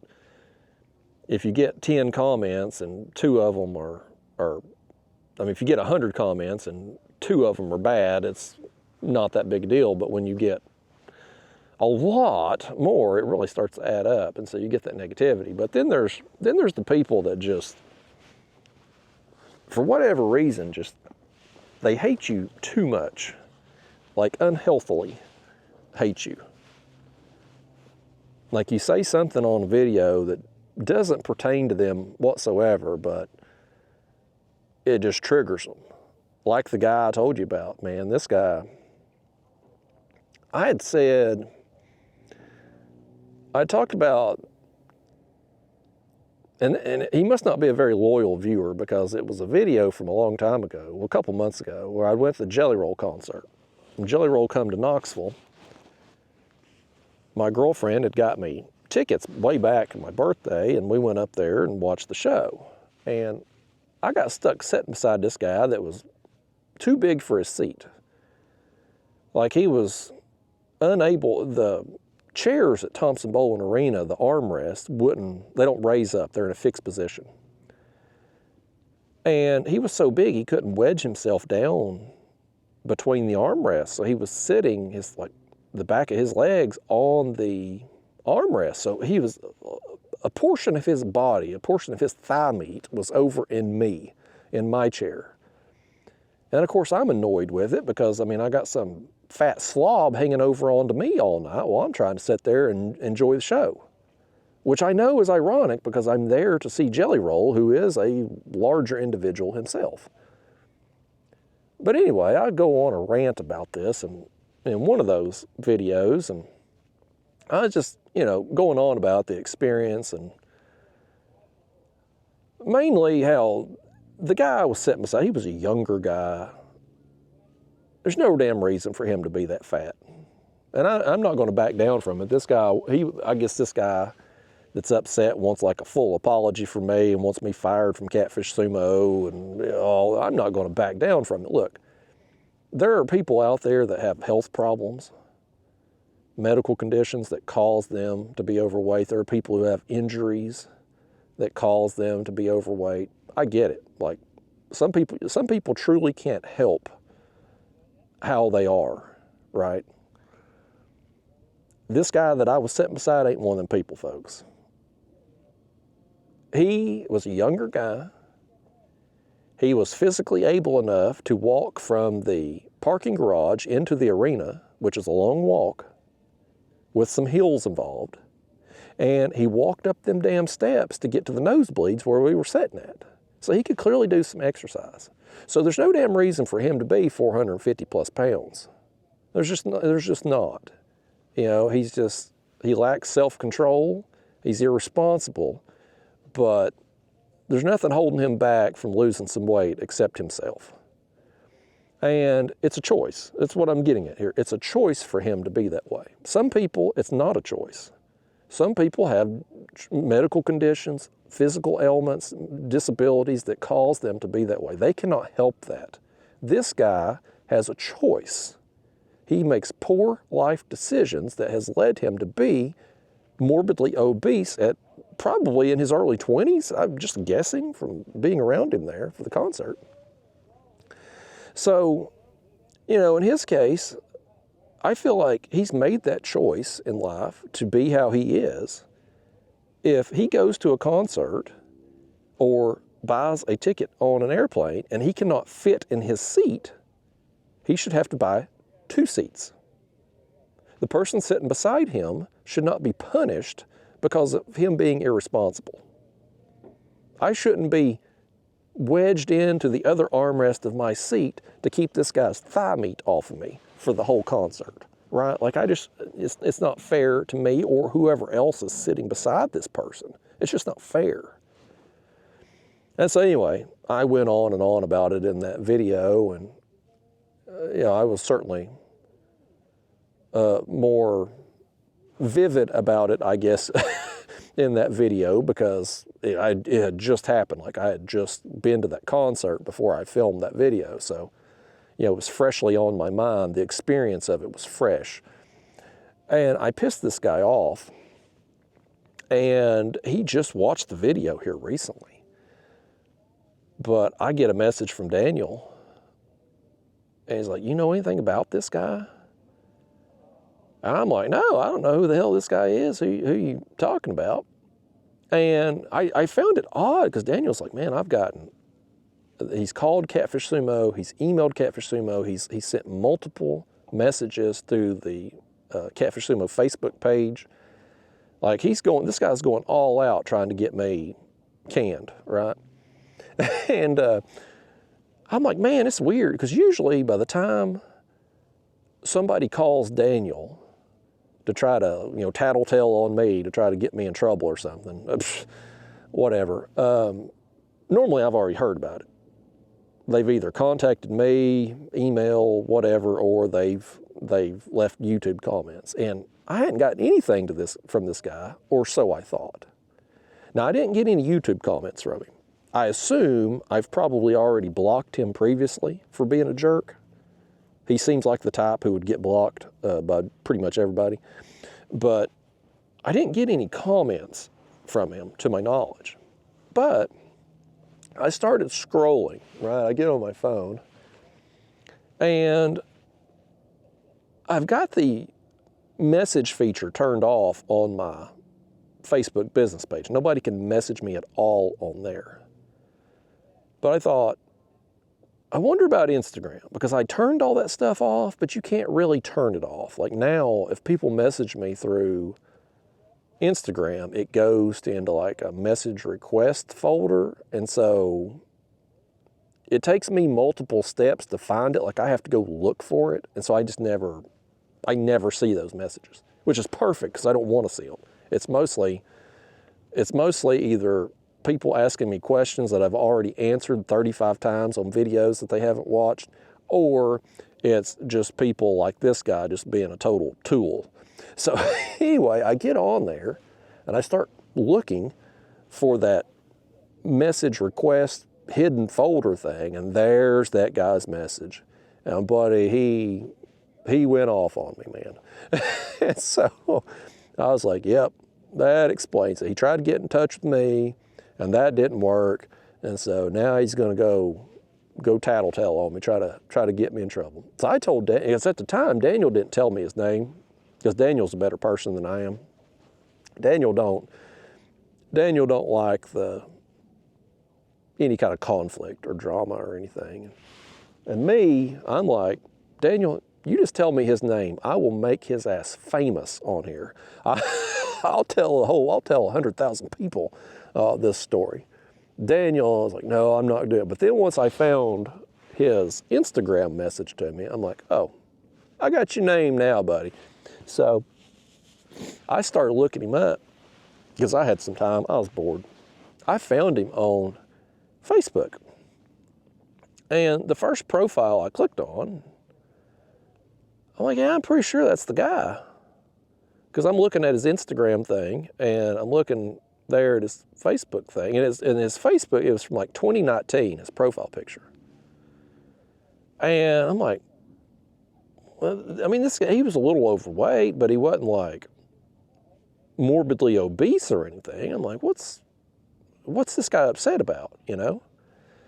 And it's so funny. I scroll down, like you click on a Facebook and it's got his profile picture, and I scroll down, and the very first post that the guy had made was like a picture of his dinner plate, a plate of chicken wings. And so I was like, oh, this is gold. Like this is YouTube gold right here. You can't make this stuff up. But I'm like, what is this guy so upset about? Because he's overweight, but he's not like, I mean, he's not like fat, you know, best way I describe it. Like, I mean, he at that point in 2019, he could have lost a few pounds, sure, but not like, he wasn't obese. But, you know, I'm scrolling down through there, and his pictures from 2019, that post with the chicken wings, I think for like 2020. And I'm like, boy, it's odd that he must have changed his privacy settings or something so that I can only see, you know, from those dates back. But then I get off there and I'm like, I wonder if he's got another profile. Like maybe he got locked out. Maybe he got locked out of that and he had to create another one. And I start scrolling through, and I'll be damned if I don't find him again. And let me tell you what, now after seeing the new profile, I was like, okay, now I see what he's upset about. Because that dude from 2019 to 2024, the most recent picture I was able to see of him, I was like, holy cow, this guy, boy. Yeah, he ate a bunch of them damn chicken wings. So he is most definitely comparable size to the guy I was sitting beside. So best I can figure, you know, I wasn't talking about that guy specifically. But best I can figure, he must have had a bad experience getting stuck between the armrest or something, or having to sit on the armrest of a seat, and just got personally triggered to the point that, and he must be, you know, the dude must be just a miserable human being in life, because who watches a YouTube video, hears something that offends them, and then goes out of their way to try to not only message the person in the YouTube video that he doesn't know, like this guy doesn't know me. He's from Georgia. Like he's, you know, I don't know who the hell he is on a personal level, but messages me a nasty message and then starts going on like, well, I know Justin has worked with Catfish Sumo. Let me just, and he's friends with the owner. Let me just call and tattletale on him and try to get him to fire him or something. It's like, how stupid. Like how miserable a human being is that? Like, it's so pathetic. You know, and of course, Daniel, you know, and I'm like, Daniel, I'm going to post this guy. Like, I'm going to, whenever it dawns on me to tell this story in a video, like, I'm going to show his picture on, and Daniel's like, don't you do it, just don't do it. That's not, you know, be the better person here and all. He's the voice of reason and all. He's a better person than me, Daniel is. But I'm like, and these people, and this ain't the first time Daniel's been called either. Like, anytime somebody gets pissed off at me, they want to call and tattletale like it's going to do something. I hate to tell you out here, folks. Let me bust some bubble for those of you that don't like me.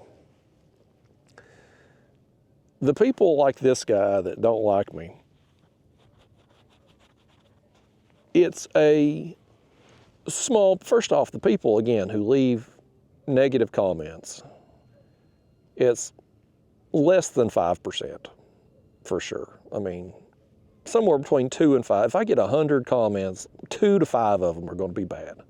So 2 to 5%. So it's a small percentage. Of that percentage, there's only a fraction of that 2 to 5% that's just cuckoo for Cocoa Puffs that just go off the deep end and are going to be getting triggered and making calls and emails and all that stuff. So it's a small percentage. And they think because they've been offended that I'm going to get fired or something. You know, Catfish Sumo is not going to want to sell my rods anymore or whatever. Their math just ain't, I guess they're bad at math. They must be some of them people like I talked about earlier, just ain't good at math. They think because they're offended that everybody else is going to be offended too. They don't seem to take into consideration that 92 to 90 or 95 to 98% of my audience either likes me or is indifferent. And that's a lot of people, folks. That's a lot of people that like me, that see me having positive experience with Catfish Sumo products in every catfish video that I film. Because I use these rods in every video. I use the flies in every video. I use Catfish Sumo sinkers every video. Hell, I went shark fishing. I use Catfish Sumo rods. I use Catfish Sumo hooks. You know, I go carp fishing. I use Catfish Sumo rods. And, you know, there's a lot of people. I'm going to get, I don't know how many millions of views on my main channel and second channel this year between my two channels, like millions and millions of views. That's a lot of people seeing me having positive experience with a product that they're clearly in the demographic who may buy. Since they're watching fishing videos, there's a good chance they're going to buy fishing products. So, you know, I understand sometimes maybe people get a little upset with me if I tell a story that they don't agree with, but it's, you know, the numbers ain't adding up for them to get me canned. Sorry, it ain't. And every time somebody really goes off on me, I always ask, I'm like, Daniel, pull them up in your system there. Like, put in the name. How much, when they say like, I'm never buying Catfish Sumo products again. Okay, how much have they bought to begin with? Like, have they ever even been a customer before? Have they ever bought anything? Most of the time they haven't. Most of the time, I'm never buying Catfish Sumo products again. They never bought it to begin with. Like, you just lost credibility with your argument. If you say you're never buying again and you never bought anything to begin with, I mean, I guess it'd be one thing if somebody had bought thousands of dollars worth of gear, had every product Catfish Sumo make, and they're leaving, by God. That's one thing, but like, somebody that bought a $5 pack of hooks, I'm never spending money with you again. Okay, well, tough break, you know. Yeah, that guy was pissed. I want to show you his picture, but Daniel don't want me to, and I don't have no respect for the guy. But I do have respect for Daniel, and he don't want any more damn emails and calls. So if I blow this guy up on here, Daniel's going to hear about it. Now, he don't want the damn drama. So, yeah. It's something though, man. It's people. I guess, you know, and it goes both ways too. Like, there's people that hate you too much for no good reason. There's people that like you too much for no good reason too. And it's a very small percentage of a small percentage that fall on either side of that category. But yeah, when it's the people that don't like you, it can get weird. And all it does with me, like, it don't deter me. All it wants me to do, all it makes me want to do is is just to jab them a little harder there. Just drive that knife in a little more to keep them triggered. You know, I'm like, if I can set you off telling a story that happened to me at a concert, I mean, and believe me, it sucked for me. Hell, I had to sit beside that guy the whole damn concert. And I just told a story a few months before that. Me and my girlfriend went to Las Vegas, and I got stuck beside a woman on an airplane there on the ride out to Las Vegas. That was huge. We flew Allegiant from Knoxville to Las Vegas because it's a direct flight. And them Allegiant flights have 3 seats in a row. So you're always going to have to sit beside somebody that you don't know, unless you know, if you're traveling with 3 people, I guess. But in this situation, me and my girlfriend going out, there's 2 of us. So we're going to have to sit beside somebody that we don't know. And the fatter society gets, the more the odds favor you getting stuck sitting beside somebody that's overweight, man. And I ain't got no problem. A lot of these people, I've offended more than just this guy. Like, there's other people that's reached out talking bad to me that, you know, they're offended, whatever. Not to the extreme of this guy, but just in general. And I ain't got no problem with people being fat. Listen, it's a choice for most people. Again, a lot of people have ailments and injuries and stuff that cause them to end up gaining weight. They can't help it. But people that have a choice, people that are just lazy and make poor life decisions and become obese, I don't care what you do. It doesn't affect me. I don't give a damn. If you want to be fat, be fat. If you're happy being that way, this guy that's reached out to Catfish Sumo, he ain't happy. Happy people don't go to those extremes. Like, he's a miserable human being. He has nothing going in his life, apparently. To take, I mean, most people, if I'm watching a video and something comes on there, somebody says something and I don't like it, I just click off the video and go about my day. Like, I'm not going to those extremes that this guy did. So he's got problems. But, you know, if you're fat, and you like being fat, you like doing what you're doing that got you in that position, who the hell am I to tell you otherwise? Do what you want to do. It's your life. I don't care. But when it does affect me, when I go to a concert and, you know, my girlfriend bought those tickets. I can't remember if it was $200 total or $200 per ticket. Either way, it was expensive to go to this concert. You go to the show, you want to have a good time. It's not like people come to Knoxville all the time. You know, we don't have a lot going for us here in Knoxville, folks. Sporting events, once football season's over, there's not much happening here unless somebody comes to do a concert, which is rare that a big name's going to come to town. So when it happens, you want to be able to enjoy the show, especially if you spend a lot of money. Same thing, you're going out there, you're stuck on an airplane for 4 hours, going from Knoxville to Las Vegas. You've spent a few $100s on that plane ticket.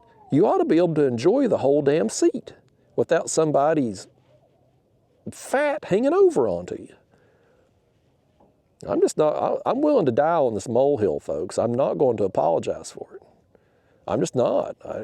Again, I don't care if a person chooses to be fat. That's their business, not mine. But when it affects me, when your bad decisions negatively impacts me, I'm going to say something about it.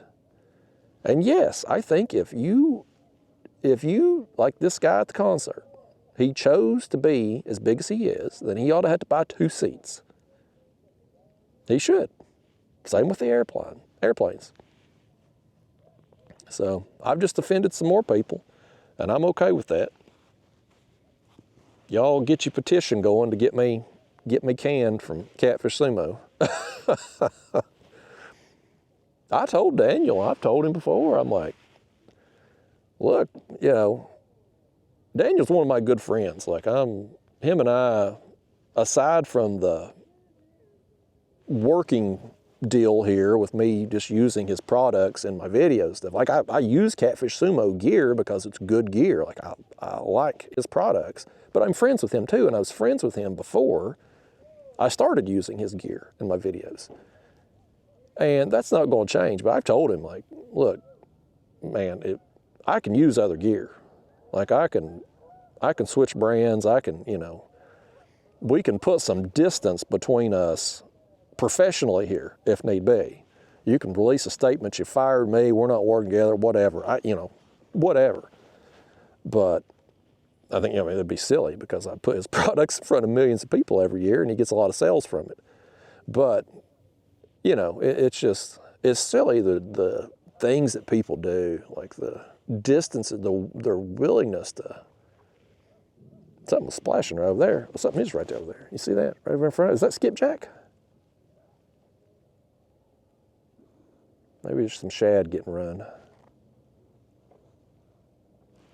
But anyway, I'll just cap it off by saying this particular guy, I'm not going to say his name as much as I'd like to. I'm not going to show his picture as much as I'd like to. But he's pathetic. Dude's just pathetic.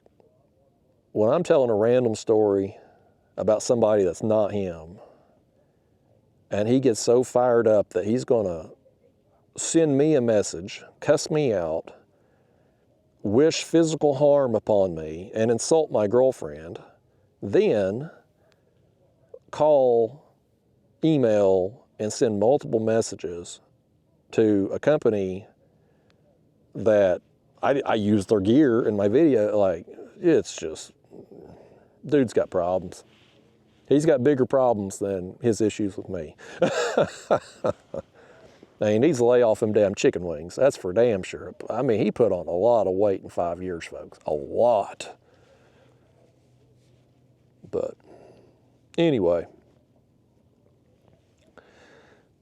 I'll let it go before I offend 100 other people.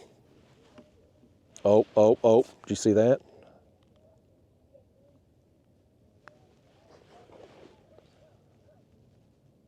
Something either gave it a little tug or that shad swam a little bit. Speaking of Catfish Sumo rods, so my signature series rod here, Golly Whopper, the tips on these are a little bit, behind us now, behind us.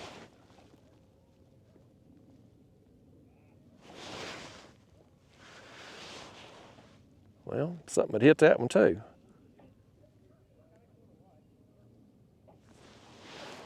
The two rods get hit, neither one of them hooked up.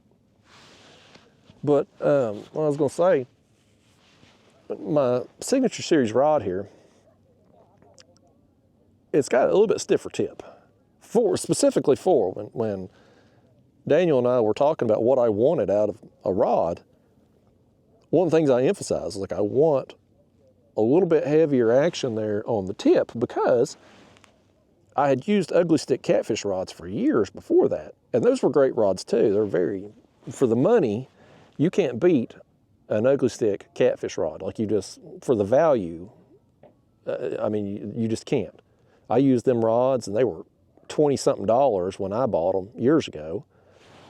I think they're like $40 now, but they're still a cheap rod and good value for the money. But anyway, they have a really soft tip. And so when you're suspending baits and you've got that big circle hook with the thicker wire and a fish hits, especially a flathead that's maybe not going to really load up the rod, between the limber tip, the fact you're in a kayak, which when I go to grab a rod, the kayak's going to lean. It's going to take some of the pressure off of that hook point. It's harder to get good hook sets. And so I wanted a stiffer tip rod just to hopefully get the hook past the barb there when fish hit. And so that's one of the things that I really like about these rods. And it seems like I was going somewhere else with that, but I lost my train of thought. I lost my train of thought with it. I'm losing my damn mind, folks. It's like twice today that's happened. But anyway, Catfish Sumo, I like the products. They make my signature series rod here. Hopefully Santa Claus brought you all some. We had a lot of sales of the rod there leading up to Christmas. Black Friday sale all the way up to the holidays. So a lot of you's got you some golly whopper rods for Christmas there. You good little boys and girls out there, that was on the nice list. But for suspending bait, I really like that stiffer tip. It really helps. That and using a hook I use them Mustad hooks, the fine wire, which they're still a thicker wire hook, but you're going to have an easier time getting them to penetrate than something with a larger gauge wire. Some of these catfish hooks on the market today have thicker wire than damn shark hooks you'd use in the ocean. It's crazy. It's like we're fishing for catfish, folks.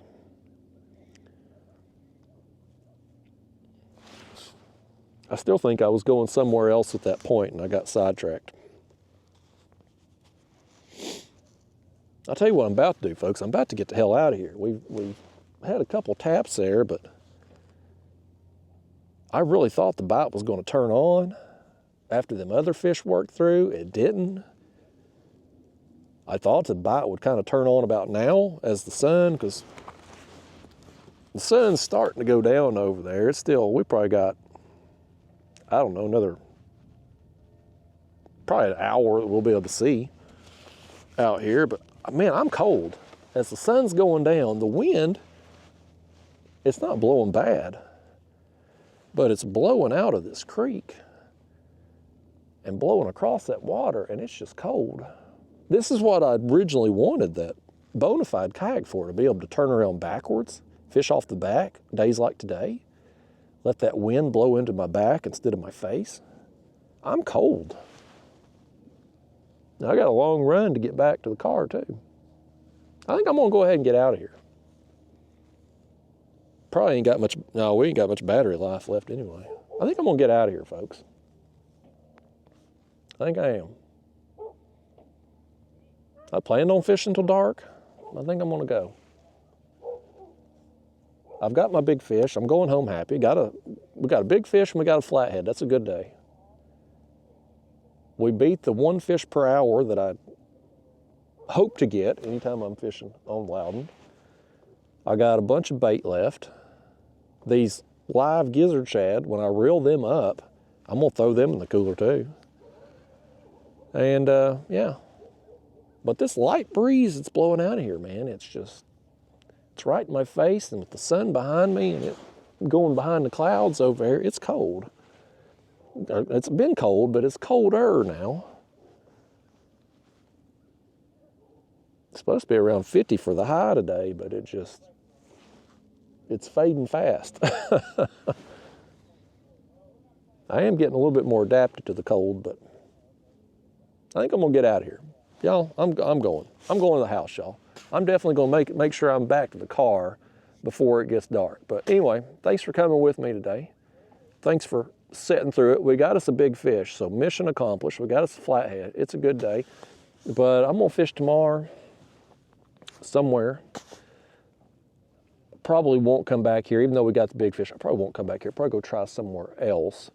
But we'll try it tomorrow. I'm also I'll probably fish in this kayak tomorrow, but I'm going to be working on that lynx some more, the Hobie lynx. We're going to bust us a big catfish, and that Hobie lynx, man, it's coming, and it's going to be a damn good time when it happens, because we're going to get taken on an absolute sleigh ride when we hook into a monster in that thing, just like we did when we was down there in the ocean with it. So we're going to be working in it some too. But anyway, y'all, I'm cold. I've got my big fish. I'm going to the house. I'll see you in the next one.